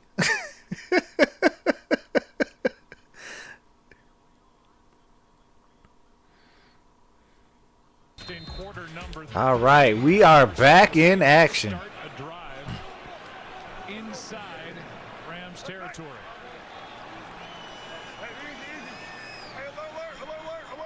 Ball at the 47. They're expecting maybe pressure here off the edge. That's Littleton. Oh, man. What a push. Carson was carrying Sebastian Joseph Day for a gain of 7. Back to that second down play a moment ago by the Rams. Yeah, you're going to see the job here. Tedrick Thompson, he's expecting the ball to come out. Oh, you got Carson, 1 Pride 40? Yeah, he's been eating today. If you hit him in stride, he probably picks up that first down. It sure puts Thompson in a bind, but that's a play that will not show up when this game's said and done. But a really big play, in my opinion, in this ball game on what effect it might have on the outcome. First down by Carson. And for a guy as he runs into the rookie Troy Reader on the stop, who was hearing about fumbles. Chris says, I think there are too many rules that open the game up with these athletes. The way they are is just too hard to see everything. He has looked good, and he's tough. Yeah, but I mean, I don't know. They got to figure something out. The fumbles are interesting. I mean, I'm okay with the, challenging the pass interference call, but when teams are fishing, it's like they got to do something about the whole, trying to fish for pass interference.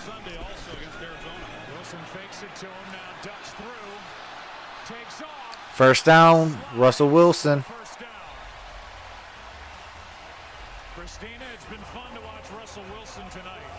Yeah, Joe, down 6 here. Russell Wilson is a guy who loves dealing with adversity. He likes playing in these tight games. He told me, hey, this is a team that I Yep, need a touchdown. I'm 2-2 in my league, says 1 Pride 40.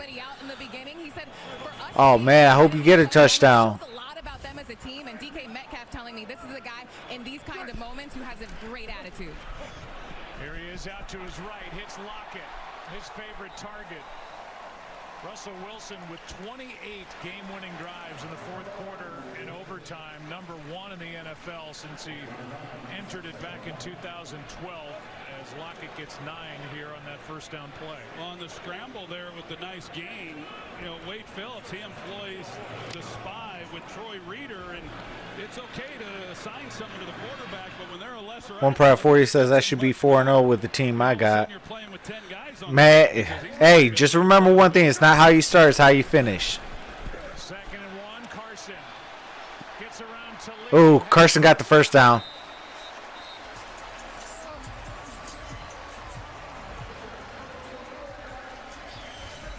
Wilson threw a nice block out in front of Carson, and here's a little stiff arm for Talib.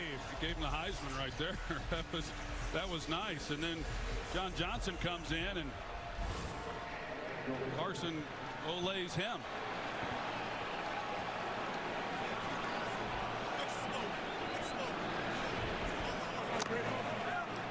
Carson on the stat sheet has forced 6 broken or missed tackles. Yeah, I know you told me your team. That team is Stacks Central. Awfully good down here on this end of the field.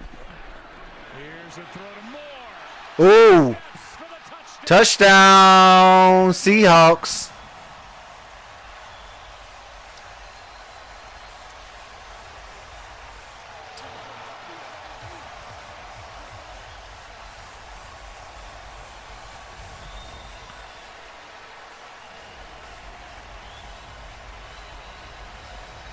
Went right around Marcus Peters.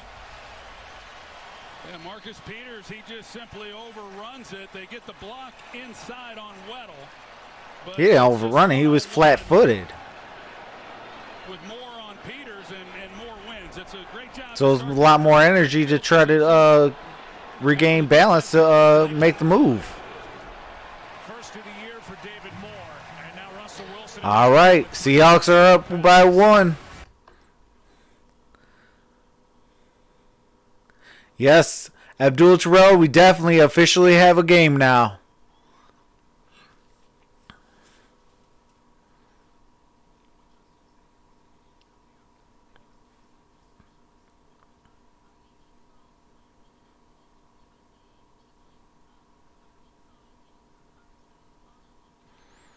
Yeah. Yeah, Chris, you got to look for different areas. Most plays in all are 2 to 5 second spans. Absolutely. And then they're off for 40 seconds. So, they got enough time to catch their wind and really think about what they're going to do. That's what elite players do. Not just elite teams. They think about, okay, hey, look, if they throw this, I got, option A, B, and C. If they audible it, we would have to go with, D, E, and F.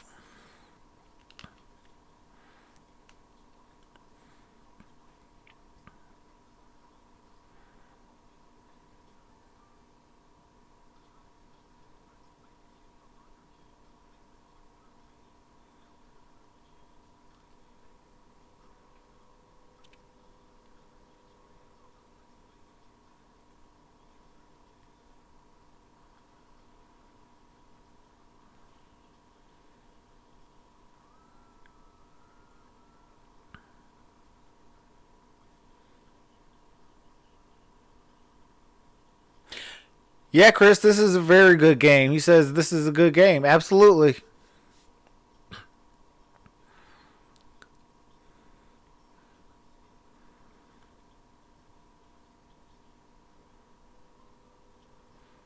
Abdul Terrell, I quit fantasy football after so many of my players got hurt. I couldn't half start a team, and everyone was picking up the backups. Oh man, that hurts. You see, that's one thing I do like about DraftKings and things like that, because you pick your own team every week. On $20 you could play, depending on how you play, you could play for, about 8 weeks.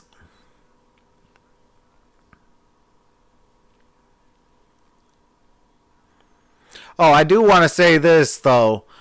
Rest in peace to the Arizona Cardinals owner. He passed away today. What's going on, Fashion Over Phone? Hold on. My bad for jacking that one up. Fortune Over Fame. What's going on, brother? Appreciate you stopping in. A man who passed away just short of a year ago. Middle of October. Was that yesterday? So proud to Man, my days are getting, what do you call it? made sure the Seahawks stayed here, was instrumental in the 1 Pride 40, you want to get wrenched? this stadium that opened in 2002, and his Seahawks are leading. All right, brother. 5:45 Go ahead and say something. in quarter number 3 in this divisional battle. Here's a little toss. That's Cooks. Cooks. Oh, my goodness. Cook's at the 50. Play to start the drive as he dives forward Okay. to the Seattle 48, a run of 27 yards. I appreciate that. Well, the Rams, they go with the trips look bunch, and so it gives everybody angles. They kick out up top, but then it gives everybody some angles on being able to block and secure the edge. It's another way for them to get on the edge when they've had some problems with their zone running game. But this is one of the few times. Absolutely, Joseph Marshall says, with great power comes great responsibility. With those receivers on some of that action, it's a great start for this drive. Good protection here. Pass caught by Higbee. Higbee with the first. Involved in this second half, and he forces. Fortune Over Fame says, this game is pretty good, Seattle and Rams. Absolutely. It's back and forth.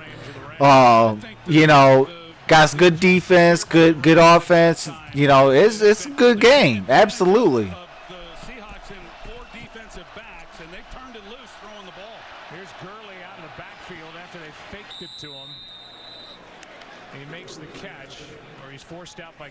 Seahawks after a short gain of 3. It's the whole key. Like I say, it's true for all quarterbacks. There's no doubt. But Man, I am so close. I am 13 away from 400 Gridiron Blitz. I can almost taste it. he throws it as well as anybody in the game, and he's got the weapons. I truly appreciate each and every single one of my 387 subscribers. For this defensive front to get after him. 3 tight ends in the game. That's why Saturday is my only and last day off till July. Action yet again. Goff throws back for Everett, and Gerald Everett gets around to tackle. Oh my goodness, Everett's still going. Oh, he stretched out. That's a touchdown. He stretched out. Was his knee down though? But a play by Gerald Everett, 32 yards on the catch, and then a brilliant, tough run. That's just outstanding. That's a bad angle. By him. Now Seattle comes up with their 6th down. Come on, show a different angle, man. And they stack the line of scrimmage to handle the run game, and that's where teams have had success. So the Rams continue to run the football or throw the football, but Everett does an outstanding job of giving Goff a place to go with the football. I'm not so sure. They could have challenged that. But no challenge. Okay, Todd Gurley with the touchdown. Everett threw a great block after that catch and run. It sure looked Hey, that'll never happen. touchdown. Joseph Marshall, I will never, ever remove Gridiron Blitz's wrench. Back on top. And they leave their offense out there. They're going to go for 2. Yeah, I know you were joking, but for McVay I know you were joking. to go for 2. I said earlier I'd wait till the 4th quarter, but here we are late in the 3rd. And I like the decision here, but Gerald Everett, he makes the big play in the passing game, and then he comes in and Gridiron Blitz says 400. I got that in one stream. Try the year for the Dying laughing faces. Just kidding, man. Yeah, but I don't have reaches and got it. Jared Goff. they got the 2-point conversion too? Knees went down, reached out with the right arm. Wow. That just put a new dynamic to the game. Here's the look. That is Nah, he was down. He was down. No. They can challenge it. knee is down. Yep, right there. The ball did not cross the plane. Goal line. Mike Pereira, what do you think? Yeah, neither do I. The shin is down, and the shot down the line shows here you can actually see the ball. So to me, you have enough evidence here that is clear and obvious that the ball is short before it breaks the plane. yeah, if they rule this short, you can thank Al Woods for that. He does a great job. There's the knee down. It's close. If it's not overturned, you can thank Gurley and Trey Flowers because they're kind of in the shot. And as Mike said, it's the shin of Goff, not the knee. And we'll see what the call is. We'll be right back. Yeah, after this short message. it did look like Golf got folded. Fortune over fame.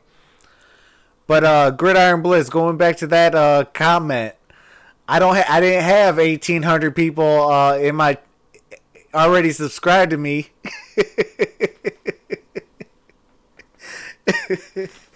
But hey, ain't nothing but love. That's why me and him, we can clown on each other, and it's all nothing but love. Was short. The try is no good. All right. And instead of a 7-point lead, it's a 5-point lead.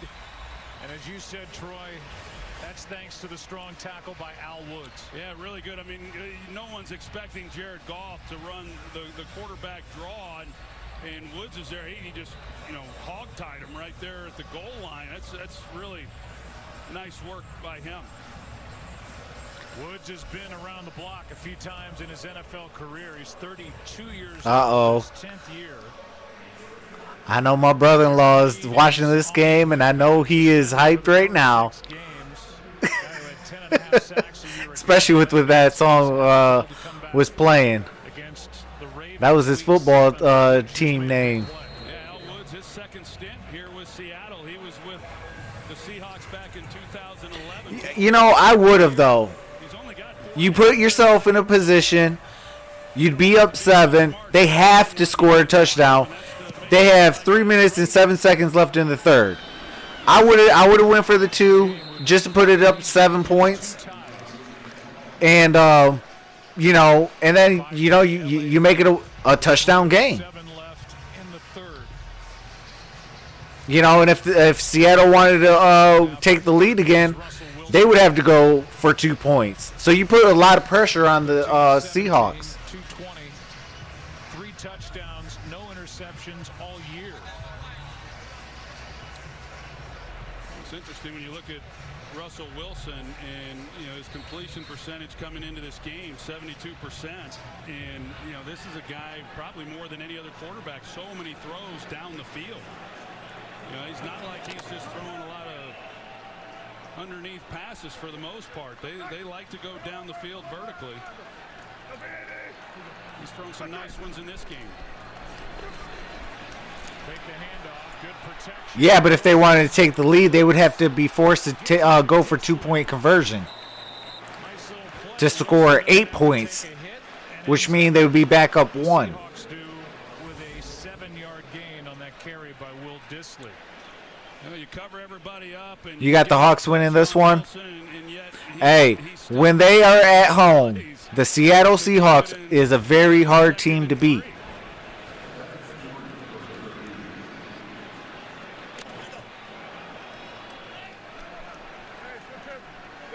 Oh, yeah, absolutely. Fortunate for fame. He says they still got a ton of time. Absolutely.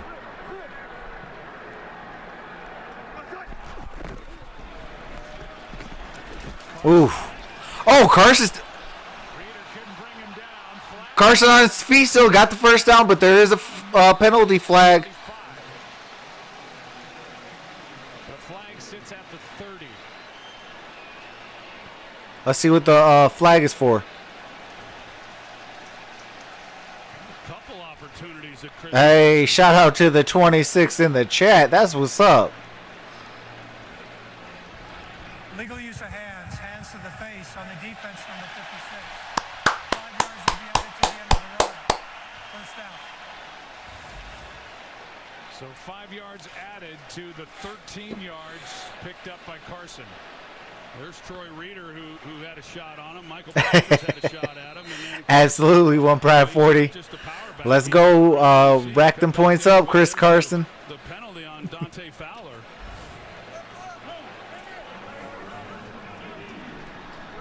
And Aaron Donald, he's on the sidelines catching a breather on this possession. Hey, that's what's up, Joseph Marshall. Definitely go ahead and go with the plan. Again, Troy Reeder is playing the rookie, a free agent from Delaware, because of a Heck, me and my high school crush, we fought literally in class. Hager, who typically starts at the inside. Teacher had to break us up. And then also with the ankle injury to Taylor Wright, who is not active. A month later, we were dating. You know, he's a guy as a rookie who would step in and kind of play that linebacker spot. So they're without 2 of those guys, and so yeah, they're having to go with Reeder, who got some playing time on Sunday. No, my crush she hated me. And Wilson throws it out. And I hated her at the time. And he slides down. A gain of just 1. Oh, man, shout out to the 32 in the chat. That's what's up. Under a minute to go in the third quarter in what is a really good game. No, actually, after high school, we broke up. I was about to move in with her. Has been good tonight here on third down. So between the two, just 1 for No, it's not. I met my wife in 2007. Seahawks can finish the first third down try. 0 for 4 on third down since.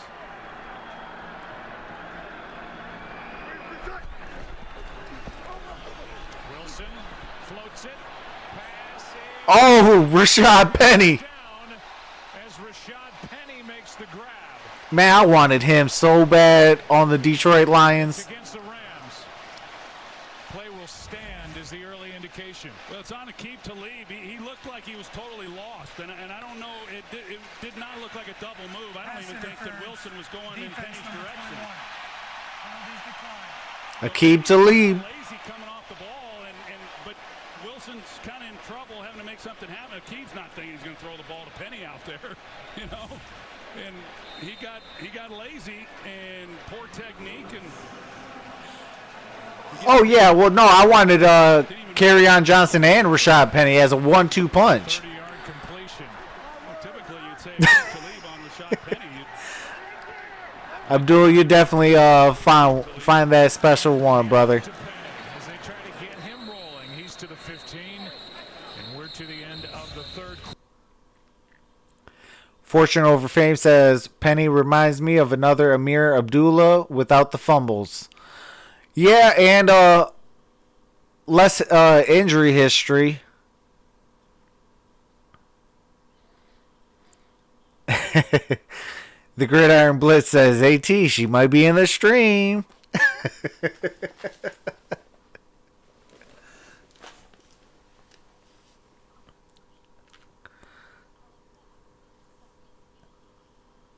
Oh, absolutely. Hey, Abdul, if you get hooked up in one of our streams, we gotta be one of your groomsmen or best man.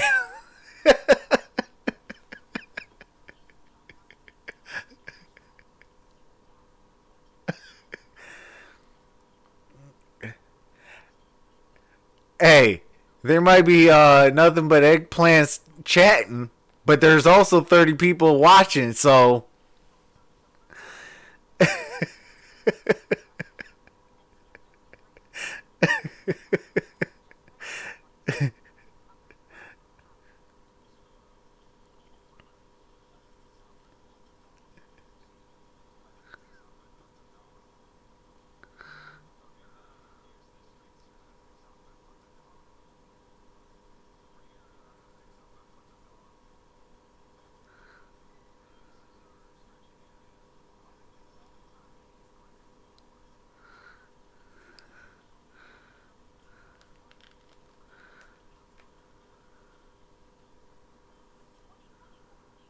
yeah, I wanted Darius Geis too, but and then I was like, you know what? I think he's gonna be injury prone. So then I was like, you know what? I don't. You know, so then I wanted TJ Watt, and we picked Jared Davis, and then what do you call it? Then for Carry-On's year, I was like, oh, I got it. I foretold. Hold on, let me look at that draft. What do you call it? Because that was a good draft. Like,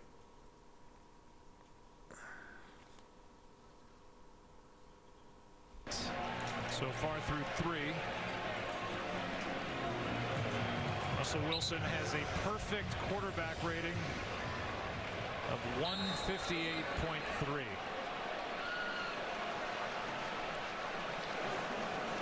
Troy has a tutorial online. That's how they figure the quarterback rating. Something you might want to check out. Second down and 8. Throw a lot of touchdowns and not many interceptions. Got a good quarterback rating. Wilson took off after looking out to his right. Short gain of just 1. Third down and long coming up, and there's Aaron Donald making the play for LA.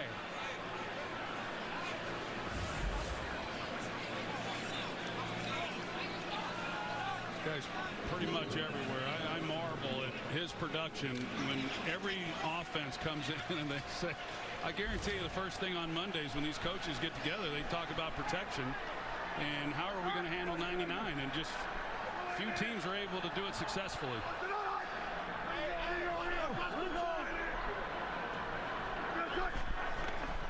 They're down in 7. Wilson bottled up, now out to his left. Gonna run and dive. There's a flag on the play. Back near the line of scrimmage. Marquis Christian made that tackle.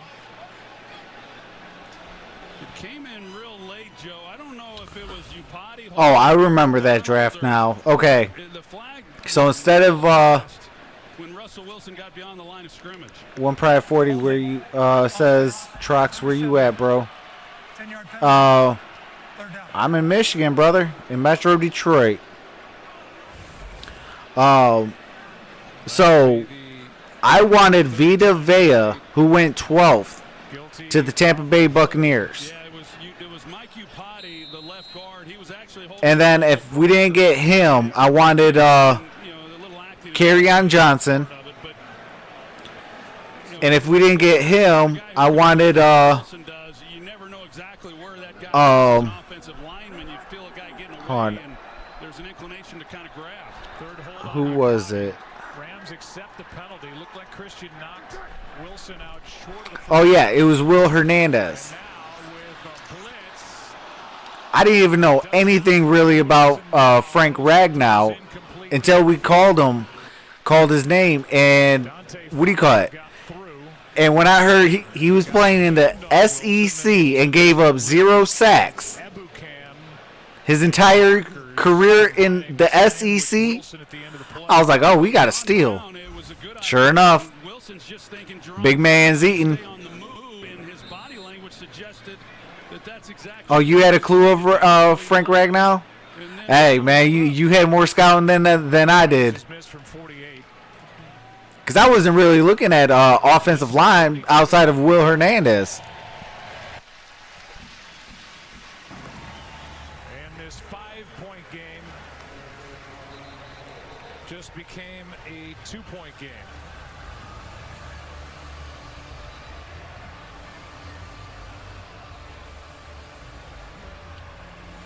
Twenty-four, 26, 13:37 left. Disappointing loss at home to Tampa Bay to have this quick turnaround. Go on the road. That's not an easy piece to the puzzle. But What's going on, Bronco Plays? looks like their offense has had some Welcome to the chat. here from the end of the first half up until now. Really, the only stumble is when they were backed up near their own end zone, and then on the other side, we've seen Seattle with opportunity, and the home team trails by a couple. Yeah, it's. I think the adjustments, and like you said, it started at the end of that first half after the missed field goal. What a momentum swing that was. And Bronco Plays, are you a Broncos fan? They were backed up. The adjustments that this offense has made in Sean McVay, they've gotten it going in a very difficult place to play.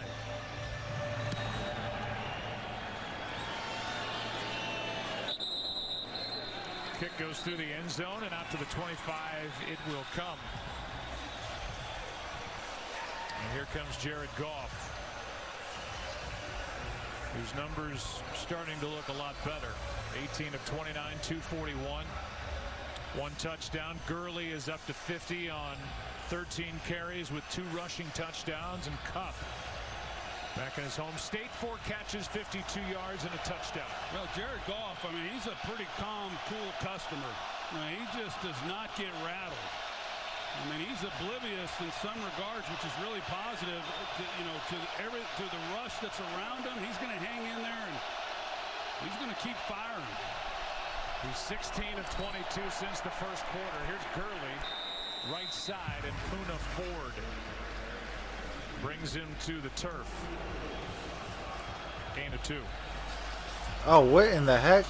Okay, hold on. Seen here in this second half, Sorry, you guys. I didn't understand. have thrown the ball Come on. early downs against this. Work with me, computer. 3 wide receivers against Okay. this base defense. Hold on. Let me and see 3 how I could linebackers. do that. They've had some success. They come with the running game there on first down. Don't get much. You see what they do here. Back to the air. Goff over the middle. Pass is short of Brandon Cooks. And he makes that throw virtually every time. But Okay, Jadeveon I do not know Clowney, how to get he's rid the of that one who stupid comes blue in bar. And he forces the errant throw. Hold on. What do you think, Mike? That's close. It is close, but to me, it's not a blow to the head. It just takes him down. I don't think It's not a that's forcible blow, I guess is what they would say. Anytime you come up around the head or neck, though, but credit to Jadeveon Clowney for the incompletion, and this crowd's cranked right now on third down.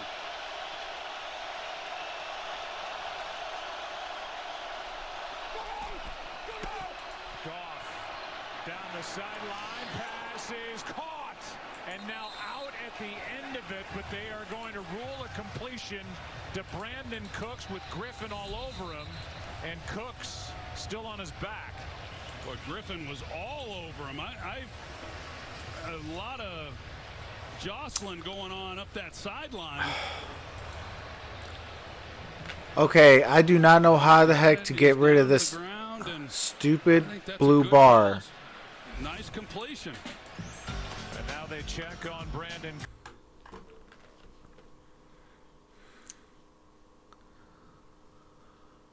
Oh, man. Because it's not showing up on the... Wait. What if I go here, go here? Nope, it still brings that stupid blue bar. What in the world?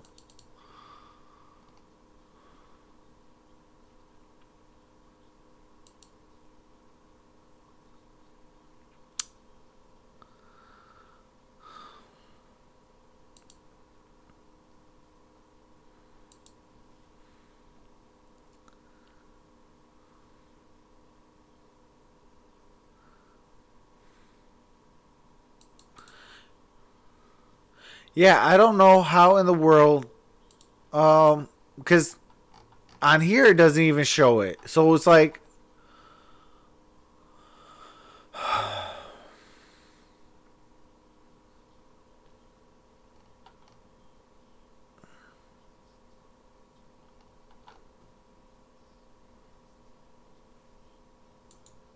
maybe if I do, okay, let me copy that. Get back here. I am going to delete this.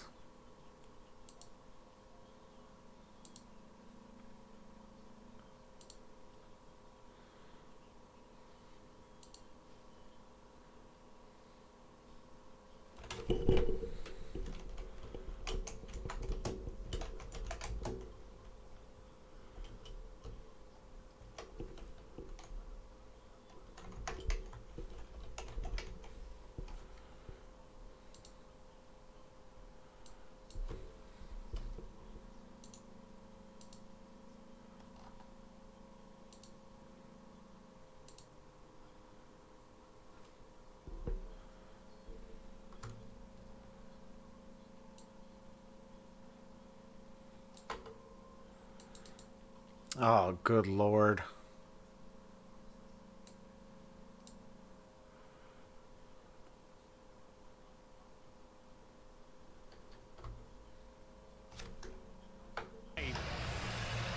He goes off to get looked at. Jared Goff had been 0 for 5 on third down before that 29-yard completion on 3rd and 8.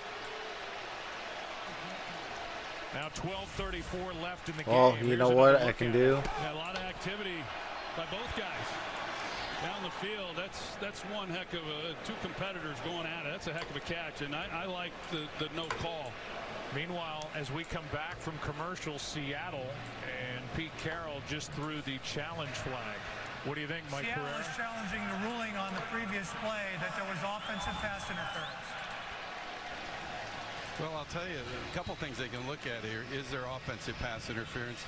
It would really shock Pete Carroll if they came up with defensive pass interference after this challenge. But to me, it was hand fighting going downfield, a little bit grabbing both ways, little, fending off, little separation. Then he goes to the ground. Is it a catch? That's the other thing, because the ball does come out. All right, how's that? Until after he hits the ground and he's sliding, then he's pulled away from.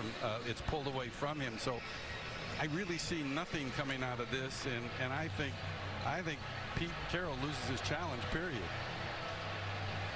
I agree, especially with the way these calls have gone or not gone here in 2019. It just takes the egregious interference, either offensive or defensive. The general view is in the building. What's going on, JGB? Waiting on that content, brother. 77 in his career, and we don't think he's going to win this. There have been 31 total challenges on pass interference so far this season. 7 have been reversed. Like the new profile pic and the new name, brother. It's different. I ain't gonna lie. Caught me off guard there for a second. And if it's incomplete or if it's offensive pass interference, you know, they're forcing a long third down and possibly a punt, and you know, you get a chance to get the ball back. And right now the Rams are set up pretty nicely. So, you know, I understand. I agree. I don't. Oh, that is what's up. During the play, there was no offensive pass interference, and the pass was complete. Seattle will be charged with their first timeout of the second half. But I don't necessarily disagree that it was worth a shot.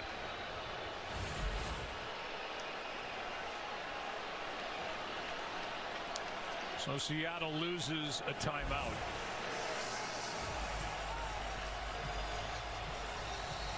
Yeah, that's about as good a coverage as you can have and have a ball completed on you, too. So 2 timeouts remain for Seattle. First down inside Seattle territory, and Gurley just trying to pick his way, ends up losing a yard. With KJ Wright in to make the stop. Yeah, it's just the overstacking of the line of scrimmage by Seattle, and it's just. Hey, I appreciate the subscription. 12 away. 12 away from that 400. It's a pretty good group, 94 and then 90 to Devion Clowney on the other side.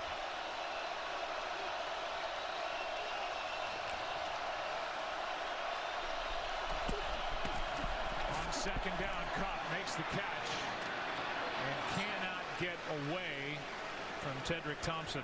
It's really good open field tackling there by Tedrick Thompson. Make sure you guys all subscribe to the Gridiron Blitz. We're doing our Detroit Lions show on his channel. Not easy, but at least it forces another third down. And so you guys don't want to miss that. I'll be on over there as well. 56 from here. Third and 4. We're not 100% sure. We'll probably be on around, depending on what time I get out of work and he gets his moving stuff. Flag thrown by the umpire. Here's the call. Legal use of hands to the face on the offense, number 77.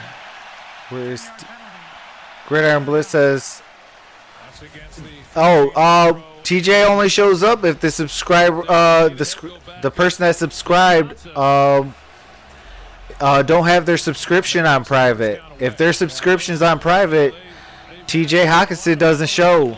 But stay tuned for after this stream. I will do a Staple Sports. What's going on, my brother? Yeah.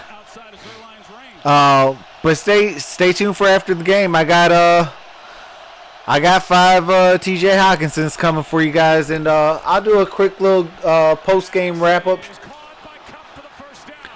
I'm gonna do something different today.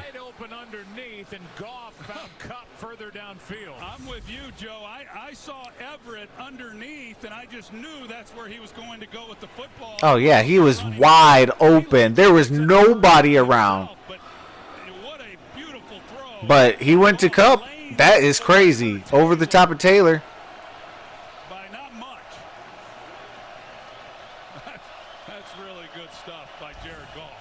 And Mr. Reliable Cooper Cup, who came in leading the league in third down receptions, gets one for 26. Goff, Woods, and out of bounds. Out of bounds is the call. A little bit of a delay as the two officials look at each other, and let's take a look. I wanted TJ Hawkinson. Shout out to Vach Lombardi, who on December 25th came out with his video of breaking down. And if you caught me on Twitter around that time, I kept saying TJ Hawkinson, hashtag finish your food. Because that man would finish his food on plays. He throws And when Vosh Lombardi put out that video, I was sold. I said that is a Detroit Lion So now the Rams by all means necessary. Sure enough, by all means necessary, he became a Detroit Lion. Much help upstairs. I agree. Because I think this. I think that. So that was before Challenging the ruling on the field. Mr. Luke G got on to Twitter or onto YouTube. I was already talking about T.J. Hawkinson being a part of the Detroit Lions. I think that they come down. The knee comes down simultaneous with the forearm that hits the ground. If they come down simultaneous, that means it's an incomplete pass. And of course, don't forget the standard here, that it has to be clear and obvious to overturn. And I think this is another one that they will let stand as called as incomplete. And by the way, No, it's incomplete. His His elbow touched first. The field judge who has a If he had his toes in, that would have been. now both Because he had control of the ball. on the board here, and both are pleading their own case and almost celebrating. 1 knee equals 2 feet. He didn't have a knee down, though. Seahawks think it's incomplete, and there's the official right there looking at it. If the knee gets down first, then it's a completion. But as Mike said, it looked like simultaneously the knee and the forearms come down. The forearms hit out of bounds. But the challenge flag thrown by the Rams.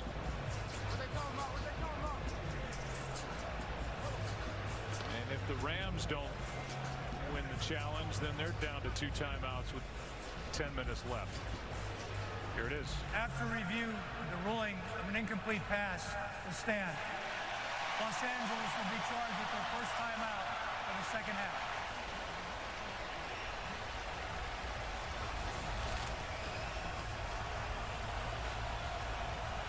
Here is McVay looking for information. He didn't throw the flag, but it was thrown from his sideline as he was pleading to see from up top if Yeah, I mean, Rams should challenge.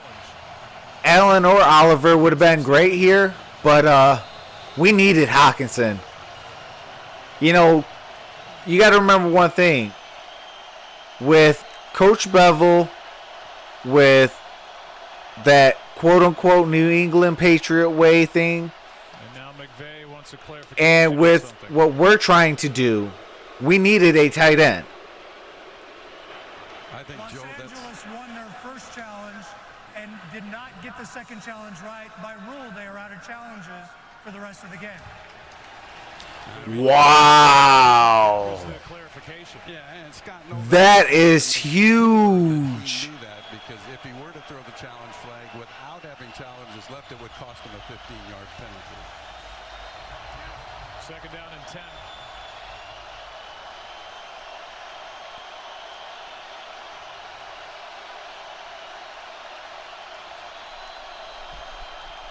Woods looking for blocks, doesn't get any. Brandon Jackson out there on the stop. He wasn't alone. A gain of 3, so 3rd and 7. Trey Flowers, a former safety in college. He If we didn't get Hawk, who would your second choice be? Another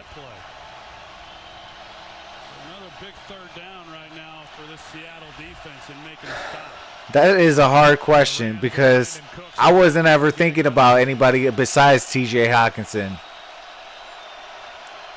You know, 1.40. You know, that would have to be my answer. I probably nobody. Because if it wasn't for Hawkinson, I didn't want nobody. We needed him that bad. Well, Seattle goes with a 5-man rush in good coverage. Goff without time to really be able to set his feet and try to deliver the ball accurately. You're going to see he's having to try to lay that. And, you know, generally, if he had time, he'd be able to lay this and let Cooper Kupp go get it. 36-yard try by Zerline.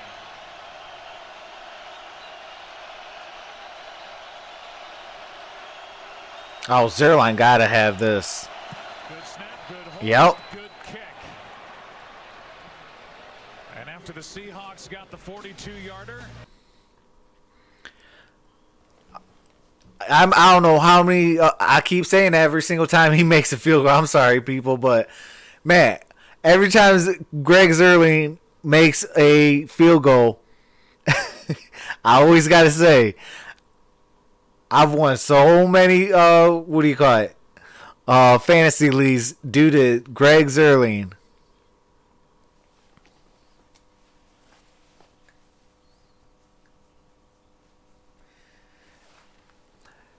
Before Greg Zerling, it was Matt Bryant, and before Matt Bryant, it was Jason Hansen.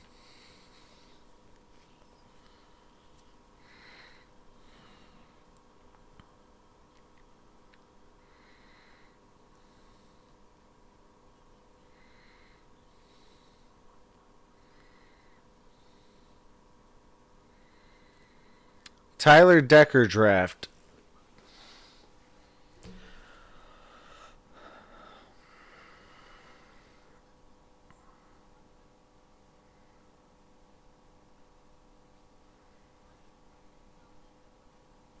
What year was Tyler Decker? He was 2016.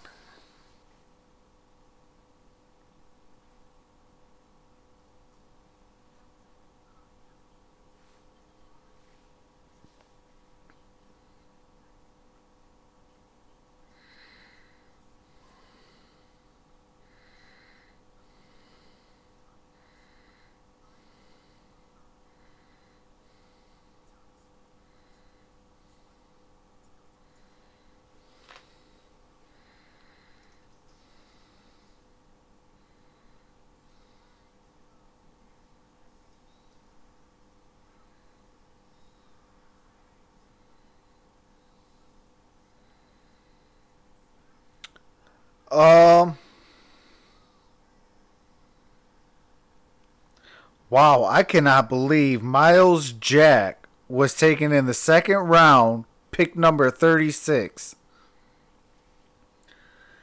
I mean, it would have to be either Miles Jack or Jalen Smith. You know, I wasn't even thinking about, but I mean, now that I see the more importance of offensive line, you know, like we didn't make the right choice. But man, Miles Jack here would have been phenomenal.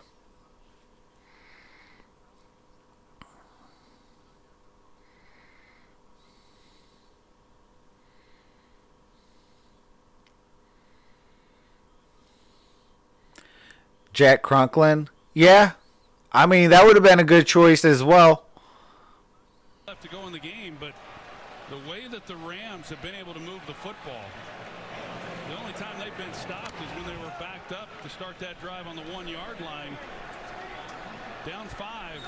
He's got to capitalize on whatever possessions he might have left. Fake the handoff. Wilson avoids a sack by Matthews and floats it for a first down to Lockett.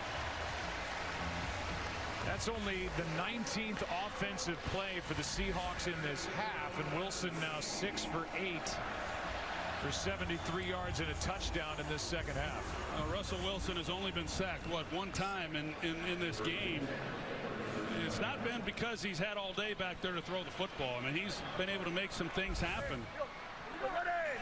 Fortunately for Seattle.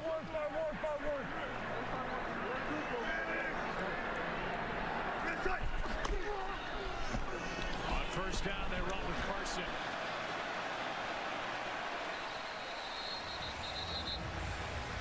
Forward progress up near the 45, a gain of 8. Well, they've been able to maintain some balance with the ability to run the football with Carson. That has certainly helped them. Yeah, the general view says Wilson floater is a beast with them floaters. Yeah. 19 carries, 85 yards at 4.5 yards a carry. He has that nice little soft touch on it.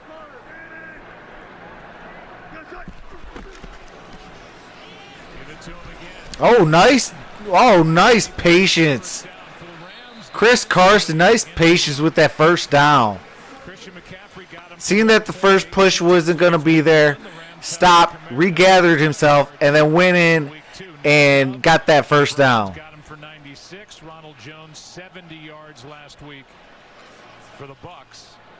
And now you've got Carson knocking on the door of a 100-yard day here in Seattle. Well, they just brought Aaron Donald back in. He had not been in on this possession. Things will get a little bit tougher. Wilson takes off and slides with a gain of 8.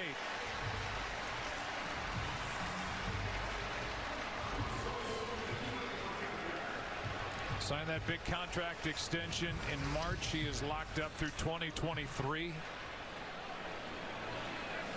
And this is where he shines, as we said earlier. 28 game-winning drives. Hey, we did in the 6th round. But Bob Quinn did say that was his biggest mistake. In the league. Under 7 to go. 2nd and 2.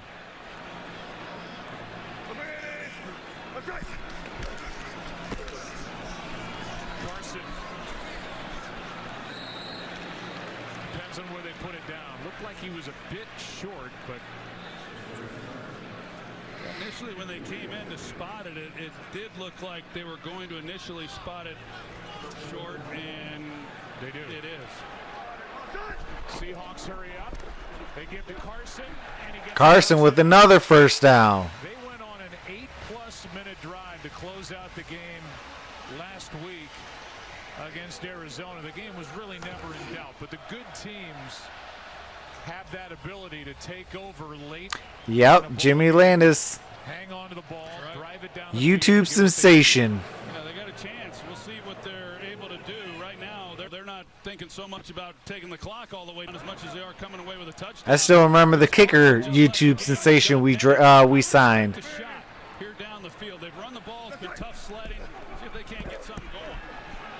That was before we got smart and got Matt Prater. Wilson just gets rid of it. And they're going to throw a flag on Clay Matthews for the hit on Wilson. Matthews is pleading his case. He was doing so before the flag was thrown to the Seattle sideline, saying I hit him with my shoulder and I hit him in his shoulder. I don't like the call at all. I don't like this call at all. Well, they're getting together. I wonder if they pick it up. They were trying to take a shot down the field. Personal foul, roughing the passer on the defense number 52. 15-yard penalty, automatic first down. Mike Pereira. Yeah, it's one of those when you're out of the pocket, you lose certain protections, but still you have protection of the head or neck. But to me, this is shoulder to shoulder, not late. You want to try to protect the quarterback, but I think they could have gone certainly without making this call. Yeah, like you said, the officials right there watching the whole thing, and just those calls, and he's trying to explain, hey, it was shoulder, and hey, those calls wins and they lose games, and I don't like that at all.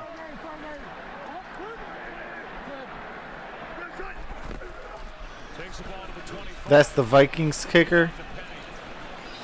Is it? And Penny is forward for 2. Well, right now we'll see whether or not Seattle's able to take advantage of it. It was first down. They come back. They're looking to take a shot down the field when the penalty comes in, but certainly improved their opportunities with a 15-yard penalty.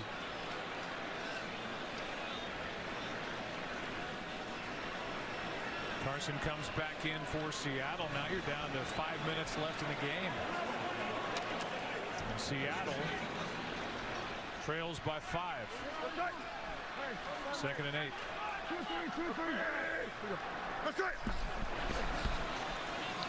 Hand off to Carson. Right up the gut. Oh, and he's still on his feet. Okay, they're going to play it dead now. But, man. He's got Michael Brockers who's in the hole, and this shows you for a guy that has such power. Havard Rugland is on the, what do you call it? The. Brockers get up the field here. Oh, okay. Right there, he's able to put his foot in the ground, make him miss, and then he's on to the second level. That's just outstanding work by Chris. Oh, absolutely, He's impressive. JGB. Patriots did lose the Gostkowski. He is, I believe, done for the year. But they went and signed Nugent, formerly from the Cincinnati Bengals. Carson bottled up this time. Fowler in there to make the stop and a loss of 2. Now we're under 4 minutes to play in the game.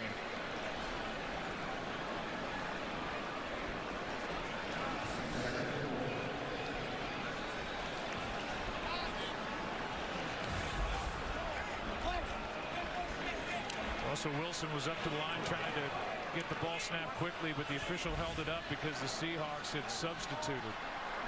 So the Rams had a chance to answer. No, what do you call it? It's 29-24. So field goals does not tie it. Second and goal. Metcalf and Wilson not on the same page. This drive started with 9 minutes, 19 seconds left. And it sits at 3:21, and now one of the biggest downs in the game. 3rd down and goal for Seattle. Oh, absolutely. Hey, JGB, I was at that They game. don't score here, but they make it a reasonable distance. You know, would Pete Carroll go for it on 4th down? I think if it's 4th and 10, 4th and goal, I don't think that he makes that decision, especially with this much time, the 2-minute warning and still two timeouts.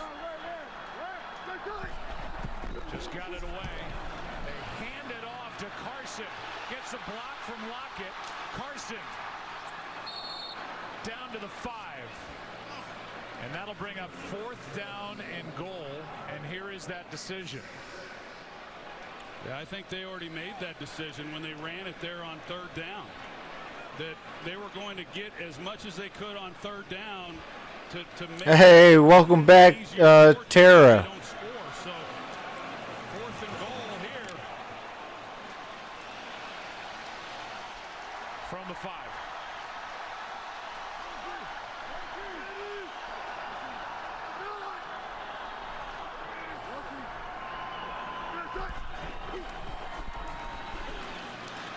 Wilson steps through, flips wide open.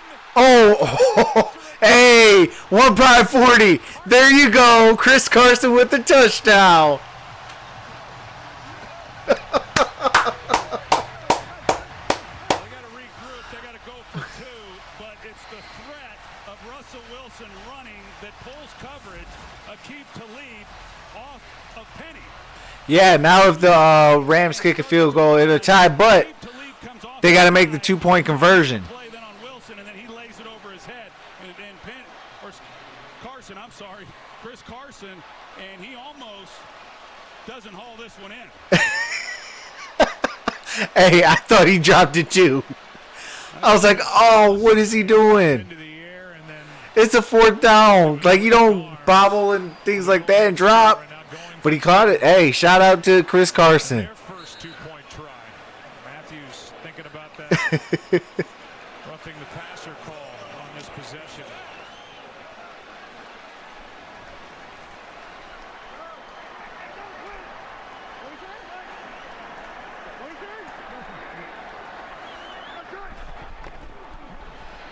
Wilson to his right, stops. Oh! Oh, Metcalf. And defending was Peters. Well, now a field goal will win it. Let's look back on that possession by Seattle and the big call against Clay Matthews for roughing Russell Wilson on that hit. Well, that was clearly a big penalty. It was 1st down when that happened, and the Rams still have to make a stop. I mean, you can't blame the touchdown on that call, but Seattle, they continue to execute, and good thing for Chris Carson being able to make that play. This stop here for the Rams anyway is huge. That ball's in pretty good placement there by Russell Wilson to Metcalf. But now, you know, Jared Goff, last week he was in this position on Sunday against Tampa, needed a touchdown. You know, we know what happened with Ndamukong Suh running the back of Fumble in for the score. But, you know, Jared Goff now has an opportunity. Sorry, 3 fades in and out. He can wind this thing down, and come away with a big win on the road. What do you mean, general view? Sorry, 3 fades in and out. A drive that took just under 7 minutes.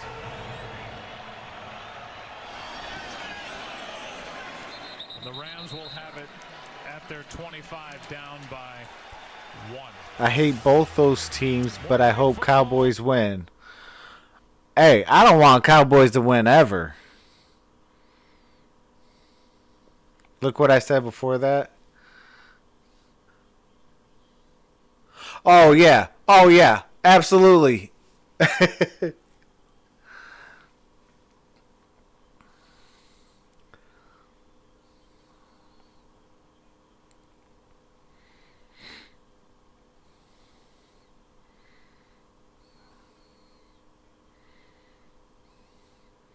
Now, I will say if DK Metcalf finds a wide receiver guru to work with in the offseason, he could be a lot better. The 43-yard line of the Seahawks in this case brings him into play.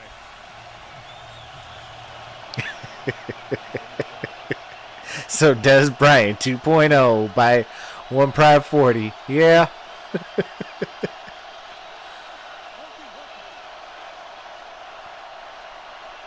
You got to keep Greg Zerline out of them 50-yard kicks. Drops it. Throw was a bit low, off the hands of Kupp. With pressure by KJ Wright on Jared Goff. Well, you don't see that very often, do you? Cooper Kupp. But Seattle there, they brought the blitz.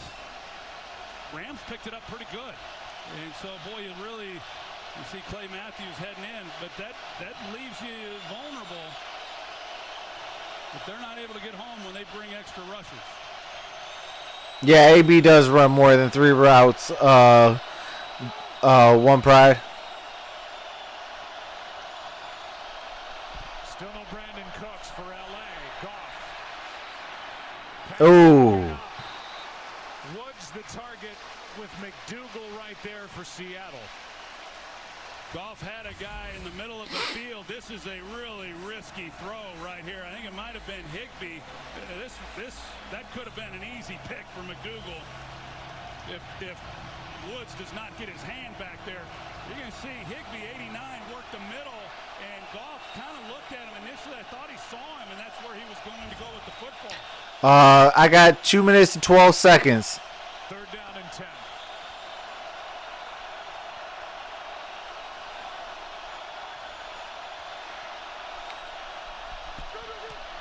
Goff throws, pass incomplete for Everett. Good throw by Goff, and Everett couldn't haul it in. Now it's 4th down. Well, it's a great throw, and now you ask yourself if you're McVay or 2:08. He's going for it. You've got the 2-minute warning with 2:08. Yeah, I would actually booth review that. Now the Seahawks were outside of 2 minutes. Look at Thompson. Yeah, yep. Booth review it. That's the interception. And then he secures it. And the Seahawks are going to challenge. Yep. And this could, in essence, end the night.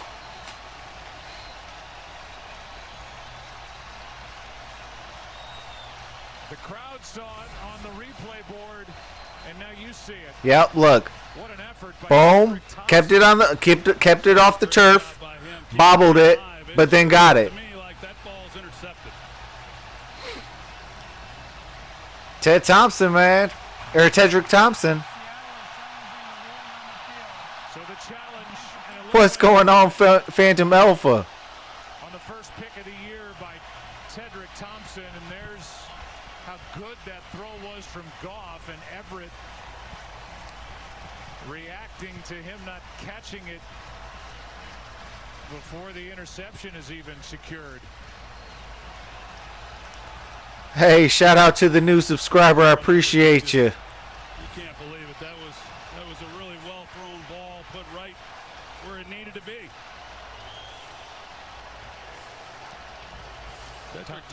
he had a tough outing week 1 and then missed the next couple of games after an injury. Came back last week. That could be his biggest play of the year if he wins that challenge. He missed 2 games with a hamstring injury. Came back last week and just made the early season defensive play for Seattle on that. Man, 2 minutes and 8 seconds left. A 1-point game. A possible interception. Should be an interception. Daniel Evans, I do not do red zone. I try to do, what do you call it? Games. But what do you call it? On Sunday, I'll be doing, to kick off Sunday, I'll be doing the Rams, or not the Rams, the Ravens and the Steelers.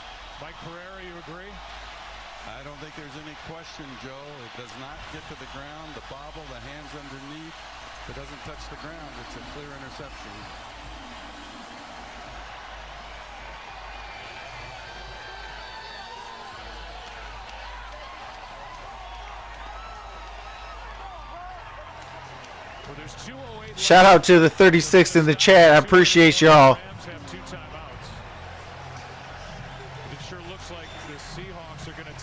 Yep, the Gridiron Blitz is doing the Bears and the Raiders. And definitely subscribe to the Gridiron Blitz. I'll be on his channel tomorrow for our weekly Lions stream.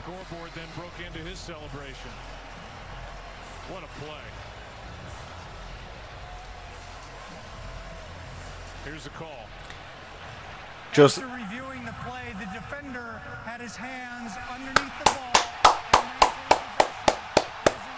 Let's go. Seattle will not be charged at the timeout. Will be 1st and 10 at Seattle's 49-yard line.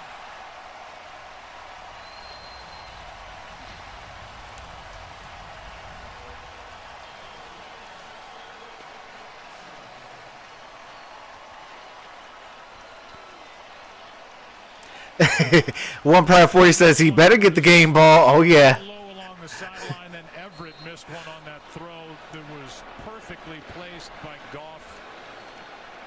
It went off his hands, and then the interception. So now the stop coming at the 2-minute warning at some point. I'll tell you what, this is a great game. Hard fought. Hey, I can't ask for a better Thursday night. This game, and Carson just keeps on plowing ahead. Gets 3.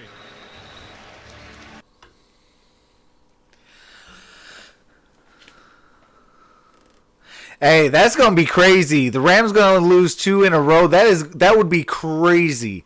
Hey, I appreciate the 43 in the chat. I do have it on mute right now due to the commercial. As soon as it comes back, I will resume audio.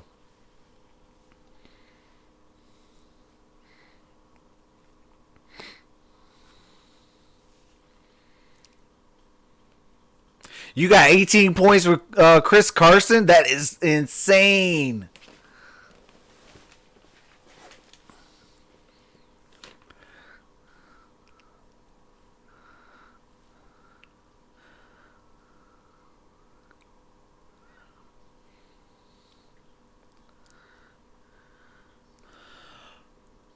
Jose Mera, I am from Detroit, Michigan, man.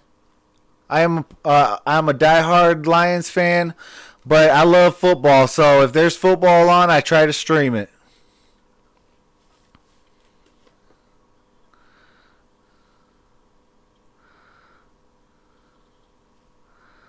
Yeah, the Rams did get exposed by the Lions. That's how the Patriots came back and won that game.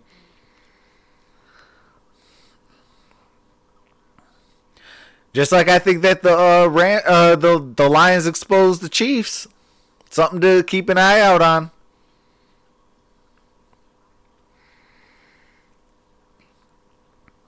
You made the human video game quarterback look mortal. Never even thought that was even going to ever be possible.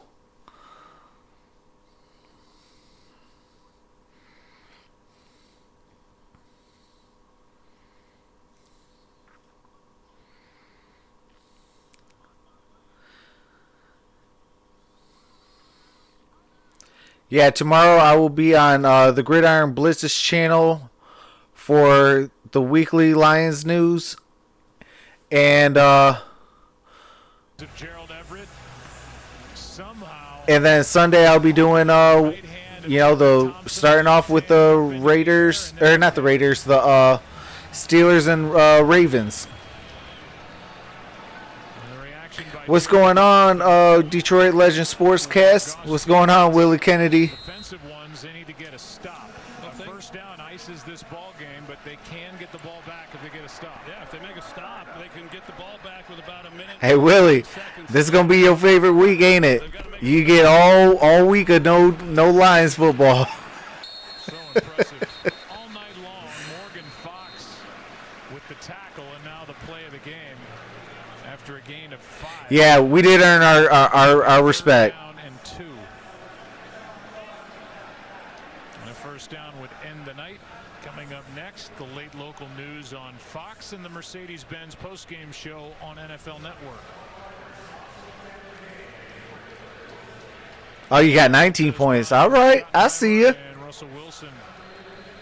Yeah, it's interesting because, generally I'd say you'd get Russell Wilson out on the edge and let him kind of do his thing. But that second down run was so impressive by Chris Carson and the way that he's moving people. Of course, they bring in. All right, we got a minute 57 left. 30-29. Seahawks are up by 1. It is 3rd and 2nd.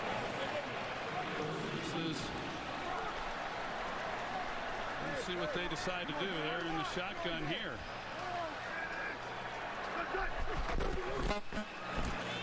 Wilson flips, Lockett wrapped up on the Seattle. Peters, Peters got him down. Straight ahead. Wilson keeps, then flips. Timeout taken, and now the Rams have a chance. And that was pretty dangerous, but this is a really an excellent job right there by Corey Littleton, one-on-one with Russell Wilson, and not letting him get the first down. Risky by Russell pitching it back, but credit to the Los Angeles Rams being able to make a stop there to give the offense another opportunity. Well, it certainly looked like when the Rams had it. And you could see the Seattle sideline looking for a face mask call. Marcus Peters got his hand up. Mike, do you see a face mask there? Well, I see the hand up in the face. Remember, that's the old classic 5-yarder to me. He doesn't twist it, turn it, pull it. So to me, it's not a foul. Yeah, but that 5-yarder would have gave it a first down. Nose of the football down, just gets it away. And the return by Natson. Pursued. Oh, got that ball down within the first. Wow. Inside the 10. Making the first guy miss, trying to get a return off, but just excellent pursuit by this Seattle unit, not letting him go anywhere. Shout out to the 59 watching. I appreciate y'all. This is a heck of a game. The ball is inside the 10. They start at their 7 with no timeouts. Well, they need about 50 yards in order to give Zerline a chance at what is his career long. Yeah, Abdul Terrell. Only A-Rod gets those face masks. Four-man rush. Pass is to Everett, who had that miss a moment ago. And he is wrapped up with a gain of 9 by Bobby Wagner. Crowd trying to stay in it and stay loud. 2nd and 1. Goff. Pass is Oh, that was nearly picked. for Gerald Everett. Really lucky on that one. Shout out to the 65 watching. I appreciate you guys. This is what I do every single football game. As far as what the call was, they went to it too deep, and Shaquille Griffin, he comes off of that, and he had a great opportunity of making a play. Goff 2 for 9 on third down. It's third down and 1.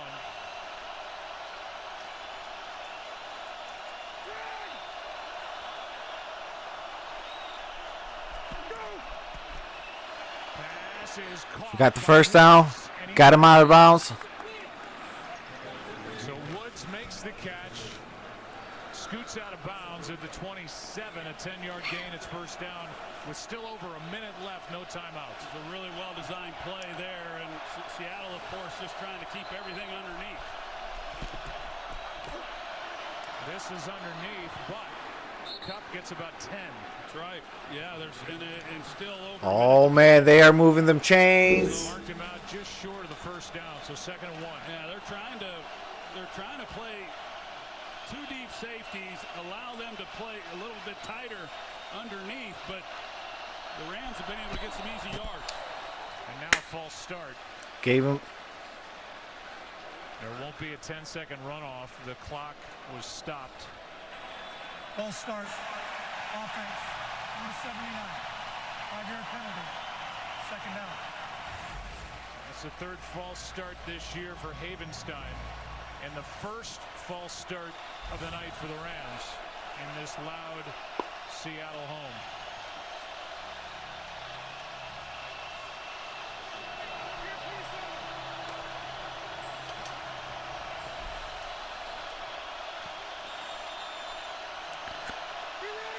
Absolutely, JGB. The Rams are driving. It's crazy.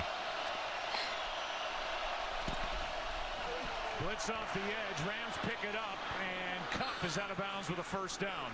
First down again. Stopping the clock. 1 minute left. This is insane. Gurley comes over and picks this up off the edge. A really good job on his part.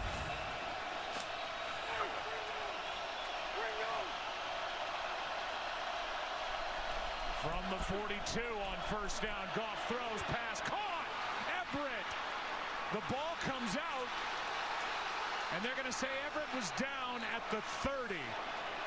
And the Rams are already in field goal range. Here's the play. Touched, goes down, hits. They should maintain possession. Gerald Everett, he's had some suspect plays, but I think that was a good call by the officials. On first down, incomplete. 24 seconds left. Oh my goodness. Those outside breaking routes like that, when it's tight coverage, we've seen opportunities for Seattle to make plays. Hey, if Sean McVay would have been our offensive coordinator, 1/40 really Super Bowl dynasty. Certainly not put the ball in harm's way. It would be a 48-yard try from. How crazy if this would be a block field goal, though.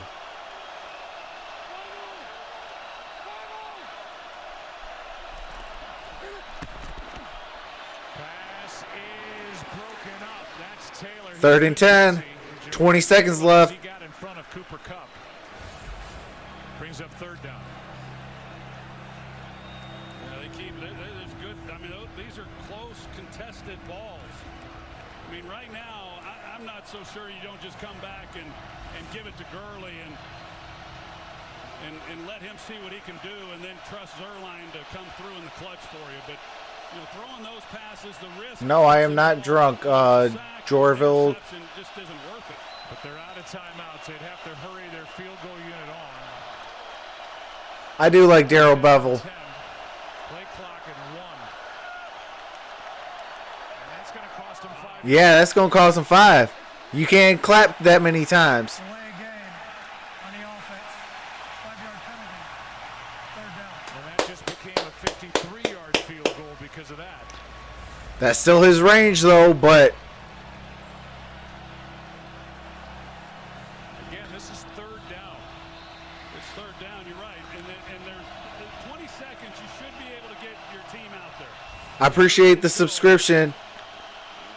Come check me out tomorrow on the Gridiron Blitz. Subscribe to him as well. And that'll be on Sunday for the Ravens and Steelers. Is caught. Everett out of bounds. He gets that yardage back. back plus some to the 26. Okay, fourth down. Field goal unit will come on fourth down.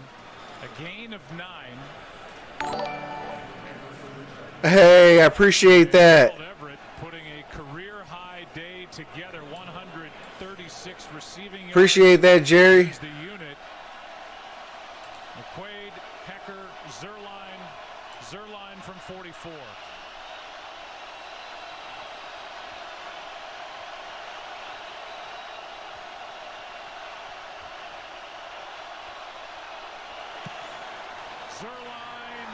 No good! Oh my God! What? Whoo! What?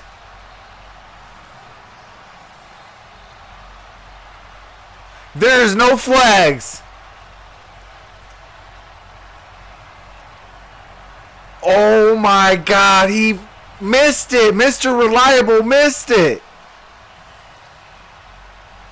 No, Joseph Marshall, no random flags either. Pushes it right ever so closely and just misses it.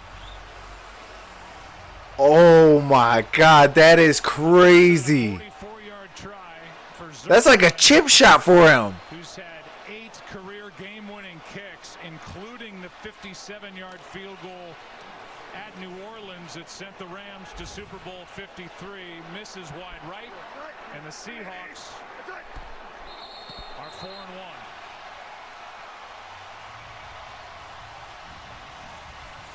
4-1. Wow, that is crazy. Hey, shout out to the Seahawks. 30-29. We'll come back and try and wrap up. That's insane. We've seen here tonight, and we've seen a lot. Hey, did the Rams become mortal? That's all I gotta say. Did the Rams become mortal? That is 2 games in a row that they lost.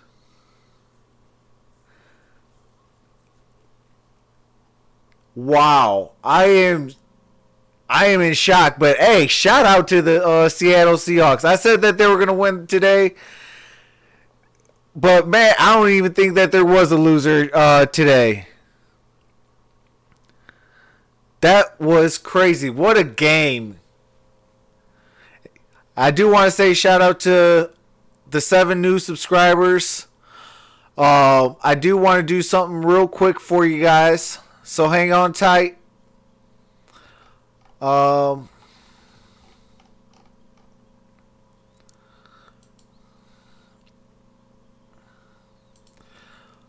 right, for all of you guys that subscribed today, this one's for you guys. There's 1, there's 2, there's 3, there's 4, there's 5, there's 6, and there's 7. I appreciate you guys. You guys are awesome. I will be doing, like I said, tomorrow on the Gridiron Blitz, so make sure you guys I appreciate that, Game Boss. Yeah, absolutely. It was a great game. Subscribe to the Gridiron Blitz. We are doing a Detroit Lions talk show tomorrow. Every Friday we do that, and on every Tuesday we do a NFL. So if you guys got any NFL related questions or concerns on any team, be sure to check us out then as well.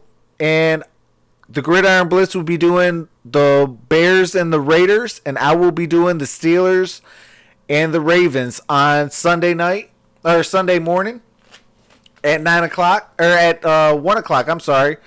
I think it's 9 o'clock Western on the West Coast. But definitely check us out, and I'll be looking forward to seeing you guys. I appreciate y'all for coming through. You guys all have a wonderful day or a wonderful night, depending on where you're at, because it's almost midnight here now. But y'all have a great night, and hopefully see you guys tomorrow on the Gridiron Blitz. Have a great night.